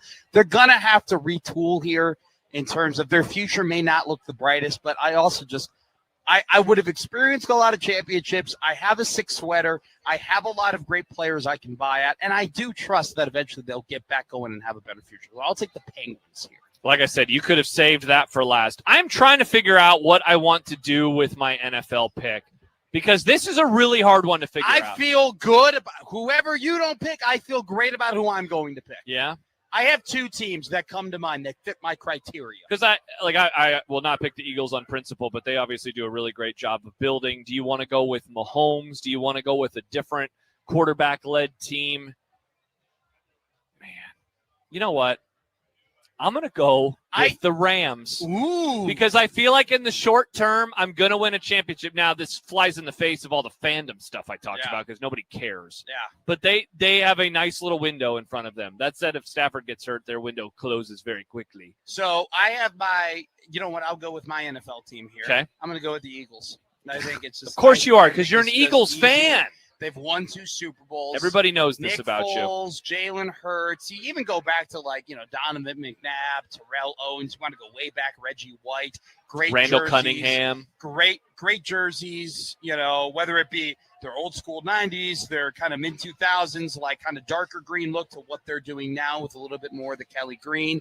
Howie Roseman. We trust. I think that as long as he's the general manager, the Eagles are going to be great. I'll tell you one team I would have picked if you picked the Eagles, which I didn't think you would. No. The Denver Broncos were very high up on my list. Sean Payton famously doesn't win Super Bowls anymore, though. So, but you also got to think of the history. Peyton Manning, John Elway. It seems like it's pretty fun to be a Bronco fan. Bronco fan would be good. All right, what's your? I'm trying to figure out my baseball one because you stole the obvious one here. It's hard to pick another baseball one after the Dodgers that's as obvious. Because then, you're just kind of saying, I guess I'm just going to hope and pray a little bit. You know what? They care about it, and they've been good. I'll go with the Phillies. Ooh. They've had good teams. I know that, it's a baseball, man. I almost picked the Braves, but I'll go with the Phillies there for my baseball pick. All right, I have NBA. This is easy. I'll go with the Celtics. it's just Bummer. You have the history, but you also have the future. Tatum and Brown, at least For like a week. we'll see what happens. Yeah. But they're going to still be very competitive. They're going to still. I mean, they could win a NBA title as soon as next year. But you also have all of those incredible players, and you can't beat the green and the white. And, I mean, it's just classic jersey. So I like my 4. I'm very happy with my 4. So I have a hockey team. Where does the Connor McDavid play? Edmonton? You don't want to pick Edmonton. That'd be an awful pick. Take Tampa Bay. No, I don't want to pick a Southern team. I hate that garbage. I'll go with Montreal. They'll break through. I believe in the Canadiens. That's awful. I believe in the Canadiens. I win. I misunderstood this assignment. I thought we were going to do like a top 4 in each sport. This was a little easier, thankfully. Oh, yeah, no, I wasn't going to go. No, Like, I want you. This topic is going to take a whole day. No, you pick your 4. Well, a topic that might take the whole day is the 32 coach team ranking that we are going to do. We will do that, yes, later on. That should be tremendous. 1620 The Zone is joined today by the Sedora Law Group. Your outcome depends on what you do next. Also, come by the Zone booth inside of the Omaha Baseball Village for some chewy granola bars from Sunbelt Bakery. Sunbelt Bakery, chewy granola bars, tastiest flavors under the sun. 40 minutes to go when we return. Get you ready for some baseball elimination game between Troy and Ole Miss. Pregame begins at 12:40. John Bishop, Mike Fair, and Connor Happer on the call. You can hear it, of course, right here on 1620 The Zone.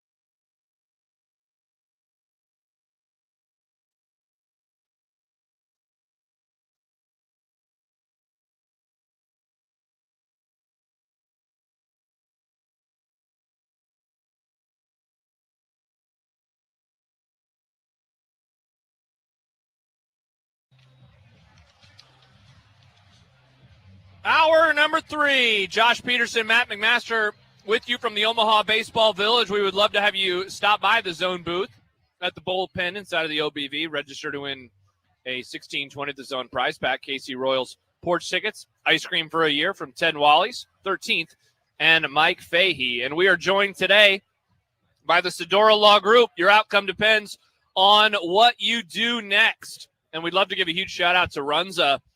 They're powering us today. They're powering our stomachs, eating delicious food. I should have gotten the frings like you did. That was a smart move. Heads up play. Runs a veteran. Yeah. Becoming a runs a They veteran. look really tasty. This is awesome. We have a guest who's joining us right now. It is our friend Austin Jacobson from Herd at Sports. And the best part about Austin joining us is not that we're going to have conversation, but that we will be able to ask him questions and then eat in between the answers. Maybe I'll even give Austin a fry. Whoa. How are you? Yeah, I'm if good. you give a good answer, we'll give you I'm smoking that Runza pack right now. a fry in between every good answer. How are Let me you? tell you, I was doing great until I got a phone call from Matt McMaster. Oh, no. And it opened I'm it opened up much like this for our ASMR listeners. You on your way? I immediately went into a bad mood after that. Well, you're in a great mood now because you're now actually talking to me. Peace up. I am. What's up? Oh, Good to see Look at you. these folks. The folks love them. Bang. Austin, Chicken jockey. how is 2 days of the College World Series treated you so far? How are the TikTok hands doing? You know what? I'll be honest, and I don't mean to disparage any of your national audience here, but vibes are very different this year than they have been in years past. Very different. In what way? Little bit more high and tight. We'll say that, right? Because not as much of the people's fans out there. Really? I've been going about trying to get our content, trying to ask people some fun questions, interact with the locals. I've been shut down more than I was when I was trying to be like an underclassman going to senior prom. It was tough. Yeah, it was a tough That is look for your tough. boy. And by the way, it's tough being an underclassman going to senior prom. Yeah. That's definitely one of the more difficult things to do. I did it one Especially time. when you're in a small town. Nice. Not to brag, I did it as a sophomore to a different high school, no less. Well, I didn't, Whoa, this guy rocks. I didn't have a prom. Mm. 2020, high school grad. They canceled They don't do it. prom Whoa. for juniors? Whoa. We did not have junior prom. We instead went to Six Flags Great America. Good at, Lord. like from midnight to like 4 a.m. Loserville and Skokie. Yeah, color me shocked that someone from the graduating 2020 class brought up that they didn't get one. You know, there's COVID. I didn't get a graduation, all right? I had to do mine on like a turf field of like 10 feet away from everybody. And then ever since then, you've been like, I need to pioneer my career in AM radio so I can let people know my I've frustrations. been like emo kid who listens to Teenage Dirtbag every single Great week. song. Don't you Wheatus. ever disparage Teenage Dirtbag. Thank you, Austin. Austin, you mentioned the odd vibes. How much of that do you attribute to Pat McAfee versus Rocco's? Wow. Yeah, that is interesting, isn't it? I do like how it's now turned like slightly more where it went from Pat McAfee versus Rocco's to like the underbelly of Omaha being like, well, we kind of already knew about like some of this stuff and we just kind of like, Yeah. it's just part of like when you're local, you know it, but the national people are now finding out more about it. I don't think it's as big of a deal as what everyone makes it to be. The case of the matter is that McAfee has his people, and whether or not he chooses to exaggerate slightly and form his whatever share of the story, that's exactly how it's going to be presented because that's what That's how he's it presenting works. out to people. Yeah. Yeah, it's definitely when two entities that think they're a very big deal collide. Yeah. This tends to happen. And the unfortunate part is there was a third meteor, and his name was Mike Stibbs, and he turned out to be correct on both fronts. Mike Stibbs looking great this week at the Omaha Baseball. Very And correct, he's a Mike Knicks Stibbs. fan, Oh, so he's really happy. This has been the ultimate weekend for Mike Stibbs.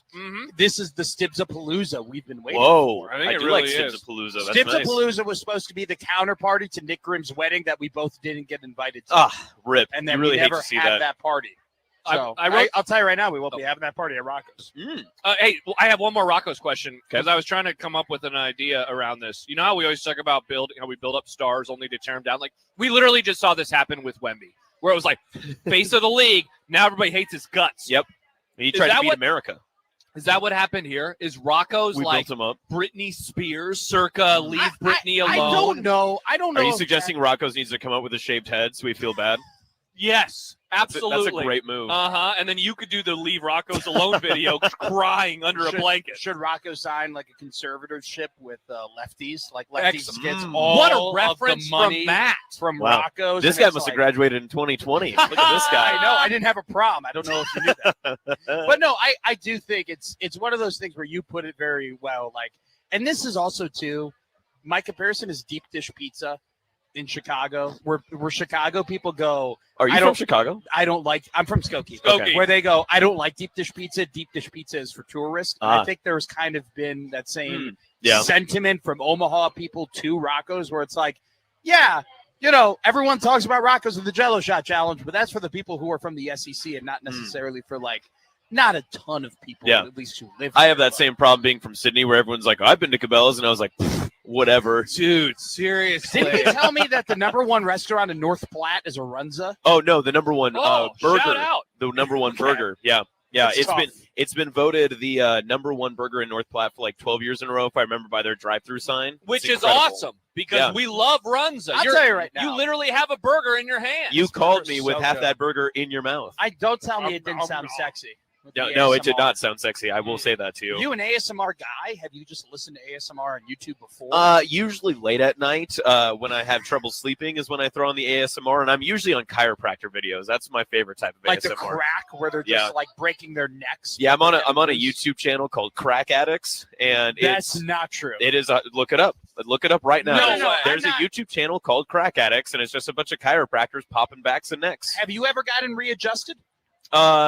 No, I don't believe in chiropractors. So You just listen to their noises and they lull you to yeah, sleep? I mean, yeah, the noises are fun, but you really think that someone being like, "I realigned your spine" is actually like happening?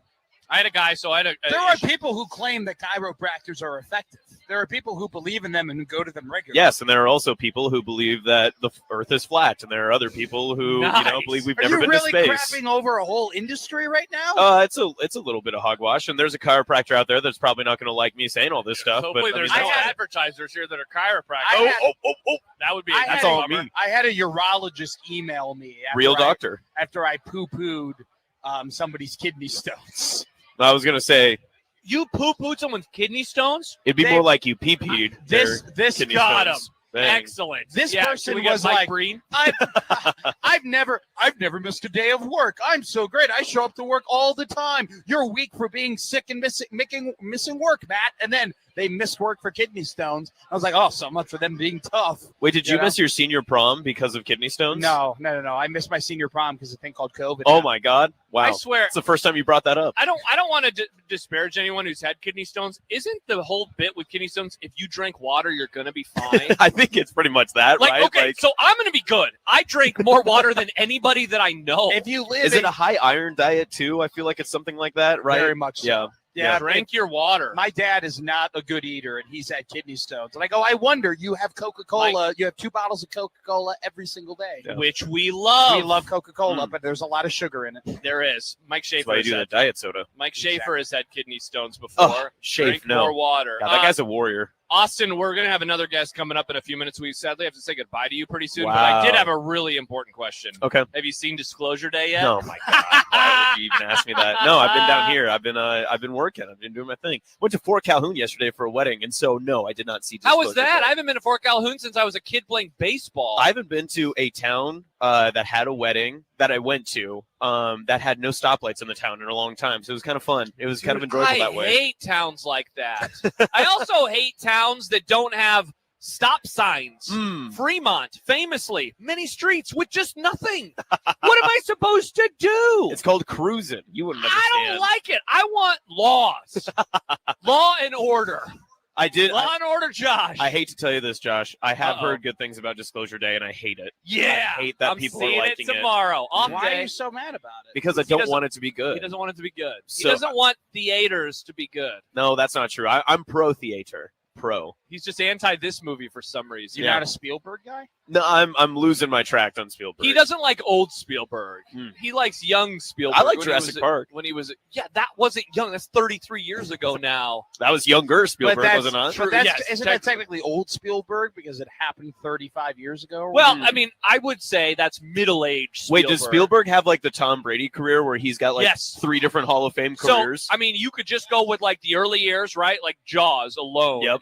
And then I would include like the Indiana Jones movies in Yep. that. And then I would say there was the 90s period Spielberg. Mhm. I mean, in the same year, he did Jurassic Park and Schindler's List. yeah, so like, you could do Jurassic Park to like what, E.T.? Like in that frame, and yeah, then I the next didn't is even, like the and I next didn't one, even right? mention E.T. And then Yeah. like we are definitely in latter stage Spielberg. So is he in his Tampa Bay era right now? Is that where we're at with And Spielberg? maybe this is the championship. So And disclosure, which I hated. so for the record. disclosure day because he did War of the Worlds. That's like bringing Gronk back, right? So Yes. now he's like back and ready and going. Excellent reference. Okay, boom. See, look Matt, at that. thoughts? no thoughts. Man, he checked out of this contest fast. We were having a great time, and now look at his face. Movies come up, and he just shakes his head. It's cool. Great. I'll probably see it in 4 years when everybody tells me. 40? 4 years. You should try to watch every Spielberg movie by the end of the year. See That how will far not down happen. you get. Why not? That will- What are that you will afraid not of? happen. Having a good time? I have other That is a better good things bit. to do. You don't. Yes, We I talked do. about it earlier. You're coming upon the time of year where you won't watch 2 Cubs games a week, so you have 5 free days. I got Nirvana albums to listen to. Oh right, yeah. Nirvana? That takes just as much time as a movie. They do. This guy died, and they had to stop. Good song, by the way. There's a friend. All right. Austin, it's great to see you. I'm sad Yeah. you didn't bring sunglasses to Matt this year. Oh yeah, I can. Do you need some? I'm Not these okay. ones. I can't give I you got these my- I ones. got He my got own. him. He Oh, got yeah. accosted last year by somebody who said, "Why are you wearing those?" Wah, wah. You can't be wearing that brand. I Come know on now. you. Once it's the second time you bamboozled me. Well, no. That was the first time. Oh, and the then it second came time back was much again. later. God, Yes. that Now was so funny. my current producer was in on it the entire Yeah, time. it's very interesting. This is hanging out right here. Was this in the bathroom? You just happened to take it in Porta Potty Village over No, there? it was just in the fridge. I actually now have learned to finish my drinks and throw them away. I Wow. don't bring them anywhere. I'm Yep. growing as a human. I'm There's a jokes big in there, kid but I'm now. going to leave it because this is AM radio, so Thank we can't say those sort of things. Austin, you go to your TikToks and your internet and say all the words that you'd love to say. It's great to see you. It's so good to see you guys. Yeah, Thank you. I was very happy to get the call from Matt reminding me that I was indeed late, even though it was on my Google Calendar. What a shame. Oh, it's What a all shame. good. Well, we were 2 minutes away. I was just wanting to make That sure is on me. it I got tried to get over here as quick as I could, so Hey, you we know, we did what we appreciate could. you. Yeah. We appreciate Austin Jacobson of Herd at Sports. Find him all over the internet, uploading videos, and also talk to him. What are we doing? People Yeah. aren't talking to Austin anymore. That was really sad. Yeah. Don't be so high Gosh, and it's- tight, everybody. Mhm. Austin, God. it's almost like COVID is happening all over again, and they want social distancing. Do you That's remember COVID? I feel like I'm getting cheated on with my producer feeding another man fries. Yeah, all right. I've This never- is a little my much. We're going to be doing this again at the end of the month when you're gone. I feel like I'm in the C&T chair right now. Whoa. Oh, We wow. can do a lot of things with the onion. Interessante. Come by the Zone booth inside of the Omaha Baseball Village for some free hash hole vouchers from Early Bird. Early Bird brunch, not your everyday brunch every day. You will not get fed, though, by Odson. That is only Austin Jacobson. who gets And fed. Matt's McMaster. All right, coming up during the commercial break, Josh will feed Matt. Yes. We are rocking and rolling, getting you ready for an elimination game. Troy and Ole Miss are about to get going. Just around 30 minutes until pregame. First pitch in under an hour. And then later tonight, West Virginia versus North Carolina. More to come. Josh Peterson and Matt McMaster here. Special edition of Middays with Matt on 1620 The Zone.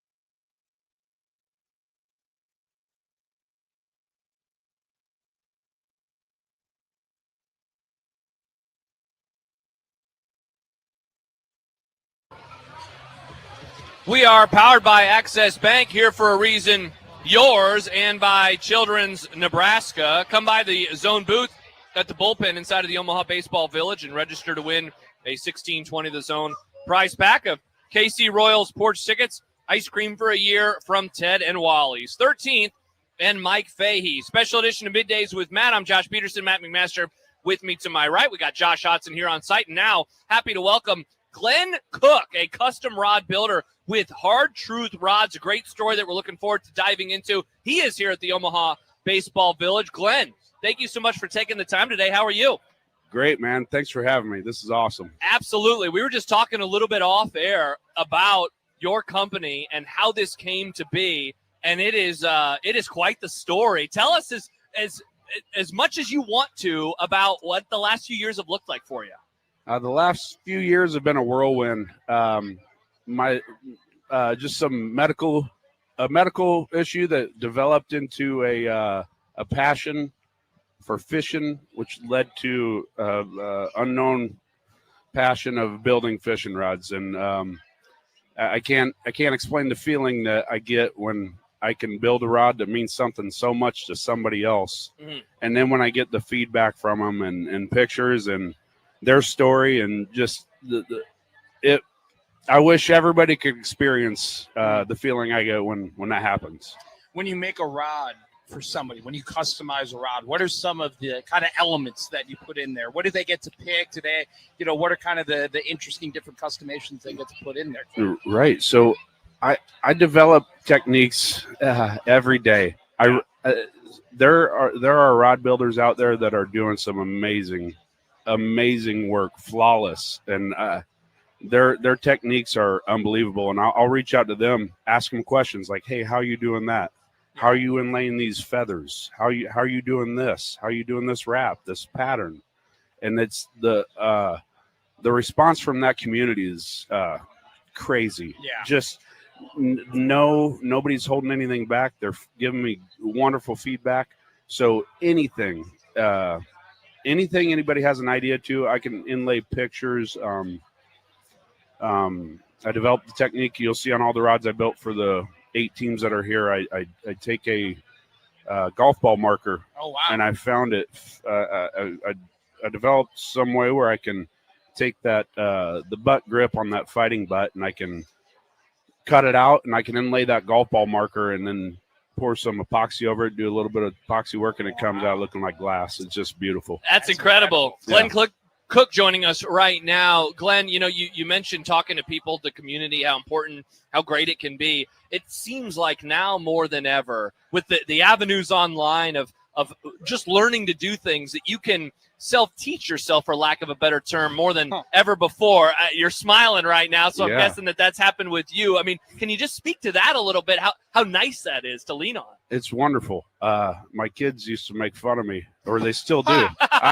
I'm on YouTube all the time, and they're like, "Dad, you need to get this or that." And I was like, "Why? This is working." I've learned so much stuff, and not that I'm not handy anyway, but just there are some majorly talented people out there that are putting their stuff out there, and it's there for the taking. And they're going to be willing to give you the feedback you need too. And I'll be the same way, but just expect the hard truth if you reach out to me, Yeah. Where are you located in the Omaha Baseball Village? And you're selling some of these custom rods? Are you making custom rods? What are you doing? So, no, I'm located right next to the Acai Bowl station. Okay. They have me located right there in the Omaha Baseball Village Media Tent, I believe it's called. I'm not positive on that, but it's right next to the Acai Bowls. I don't have any rods for sale here. What I did is I built 8 custom rods for all 8 teams that were here, and they were being built as the teams were being earning their spot to Omaha. So I haven't slept for quite a while, and my wife has been taking care of the homestead like she always has. But these rods are special to each team. Each one has a specific thread work on it. Mm-hmm. They all have Omaha 2026 edition inlaid on it. They have the state sticker of the state they represent on each rod. They're all 6'6", medium light, fast action carbon fiber rods with Nice. some carbon fiber grips and reel seats, and they're meant to fish. Yeah. I hope somebody bends them when they get them because they're a fantastic rod. Braided line or You can run braid through it or fluorocarbon mono. It doesn't matter.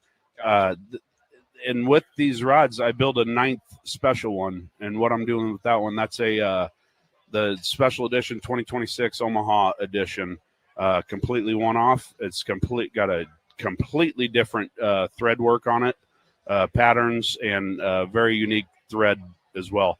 And I'm going to donate 20% of the proceeds of each team rod back to a veteran organization from that team state. Oh, very cool. Nice. That 9th rod, I'm going to take 20% of the proceeds and donate back to a veteran organization of Omaha Baseball Village's choice. Awesome. Very cool. Glenn Incredible Cook stuff. is his name. If you want more information, you can find him on Instagram at hard_truth_rods. You could also email him glen@hardtruthrods.com. And you can also visit that website, hardtruthrods.com. Glenn, what a great conversation, a great story. Congratulations. We hope that maybe a few sleepless nights as people reach Heck out yeah. to you and get some custom rods. Thanks for joining us. Right on. Thanks, Thank you, fellas. Glenn. I appreciate it. That is Glenn Cook joining us here at the Omaha Baseball Village. We are powered by the Sedora Law Group. Your outcome depends on what you do next. And our hydration sponsor is Coca-Cola. Nothing says happy birthday, America, like an ice-cold Coca-Cola. This summer, pick up a Coca-Cola and drink in America's 250th birthday. When we return, keys, highlights, weather, traffic, everything. And then we say goodbye and get you ready for Troy and Ole Miss. John Bishop, Mike Farron, Connor Happer on the call. You can, of course, hear that game right here on 1620 The Zone. We'll wrap up the show when we return.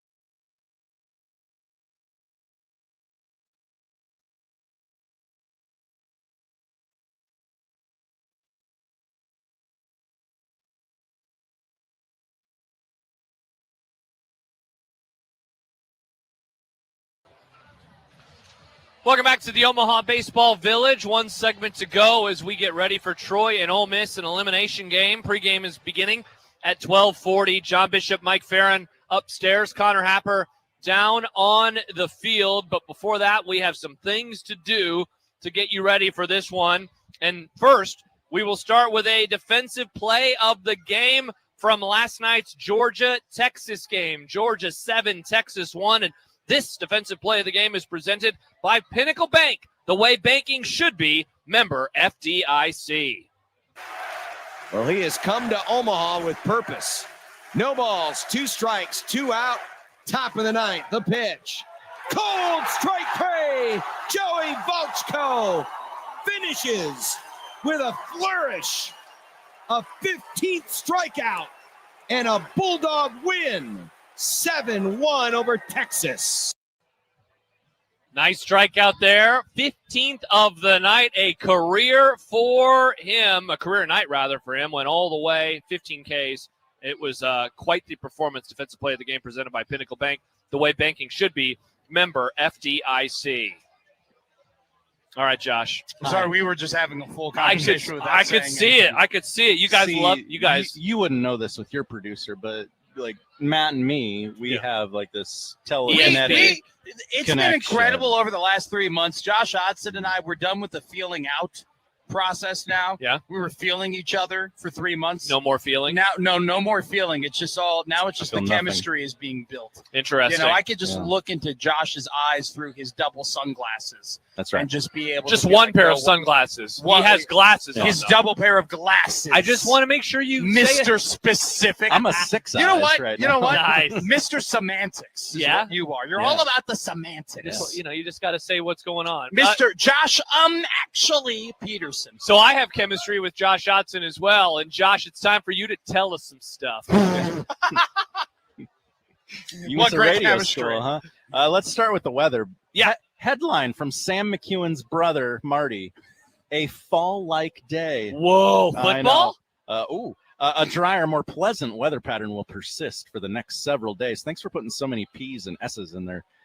Today will bring sunny skies with gusty northwest winds and lower humidity. We're expecting a high of 74 today. Winds 12 to 25 miles an hour tonight, low of 54. Tomorrow, another beautiful day. Low humidity, plenty of sunshine, high of 78. Yeah. All right, this ain't grunt the slate. All right. Oh, This is the good. Omaha You baseball. got that in I the did. trade. I did. Congratulations. Traffic today presented by Park Omaha. Make a game plan for your parking. Learn more about parking in advance at parkomaha.com. Yes, Matt McMaster. Okay, so I'm gonna guess 21st incoming. Your guess Whoa. will be It's Sunday. I'm going to go 23rd. It was about 22nd. So Wow. well. I actually win because I went under, you went over. Price is right Oh, rules. So wow. actually, you're the loser. okay. Lots of brake lights along coming as you're trying to make your way into the stadium. Watch out for out-of-towners who might not be as smart and as handsome as you. Yes. And watch out for pedestrians. The out-of-towners are as ugly. well. Yeah, but they're probably better drivers. Might be. But their money is so pretty. We do love out-of-town dollars. That's right. And in-town dollars Yeah, too. yeah. I mean, plenty of in-town dollars were spent yesterday. We just want dollars. yeah. We just like green paper. Traffic presented by Park Omaha. Make a game plan for your parking.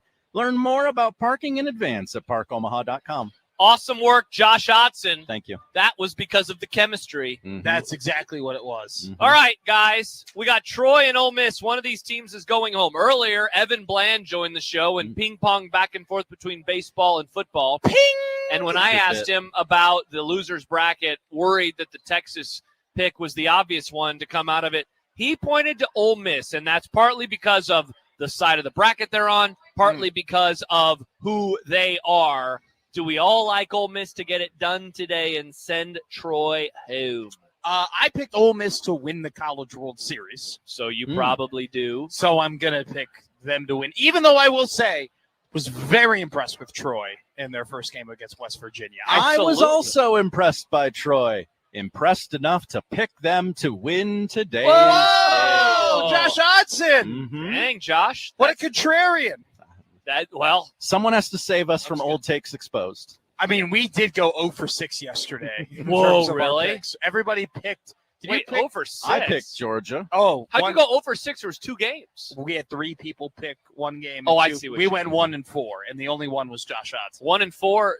That also doesn't. I equal picked 6. both games That's not right incorrectly. either. Baseball. No, 3 guys picked But you said game we went, 1, and 2 guys picked game 2. 5 people made Oh, picks. that's right. Only he Schaefer won. was at 1 and Bananas. 4. That's right. Semantics boy. Mhm. Schaefer was at Bananas. He was That's at Bananas. He I'm was with- seeing people getting carted out from tunnels. Unreal. I'm with Matt on this one, by the way. Give me Ole Miss to get it done. And then we'll be back later on between West Virginia and North Carolina. Should be quite the nightcap. The atmosphere at West Virginia, Troy. You know, the first game of the day always is, not always, usually is lesser than the later one, right? Oh, 'Cause yeah. more people are there.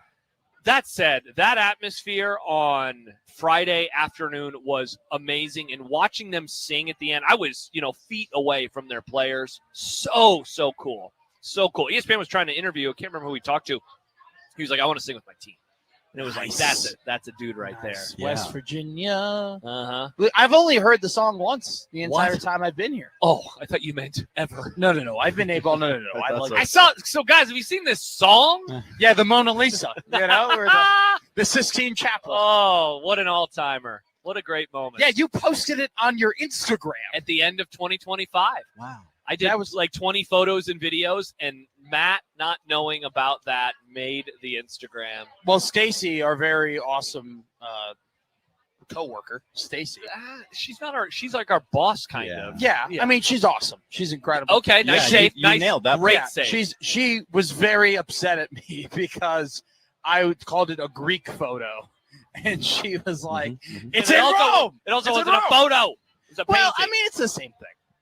It's the same thing. It's a picture. All right, folks, thanks for joining us this morning. We'll be back in between games. Matt has a topic that I'm worried will take 4 hours. Ooh. So we're going to see if we can even do like any of it. We can just skip 32 through 16. Okay. So we'll do half of the topic. We'll do half of the topic. Gotta love a half. of topic. Gotta love a half topic. Da. half. All right. Thank you to Jake Janicek back in our 1620 The Zone studio. Thank you to Josh Hodson feeding us, handing us pieces of paper, We didn't feed all of us. and telling us about traffic. He literally fed I- Austin. You Oh, literally yeah, fed okay. Austin. Mhm, I I did. wanted to be fed by you. For- Thank you. For Matt McMaster, I'm Josh Peterson. We really appreciate everybody joining us. This has been a lot of fun, and I can't wait to be back and spend the day with you later in the afternoon. This is awesome. I've missed you guys this week. I love being here at the Men's College World Series. Okay, nothing else. For Jake, for Josh, You for guys are Matt, the hosts. I'm Josh. Enjoy the baseball, everybody. We'll see you in between the games. John Bishop, Mike Barron, Connor Happer coming up next.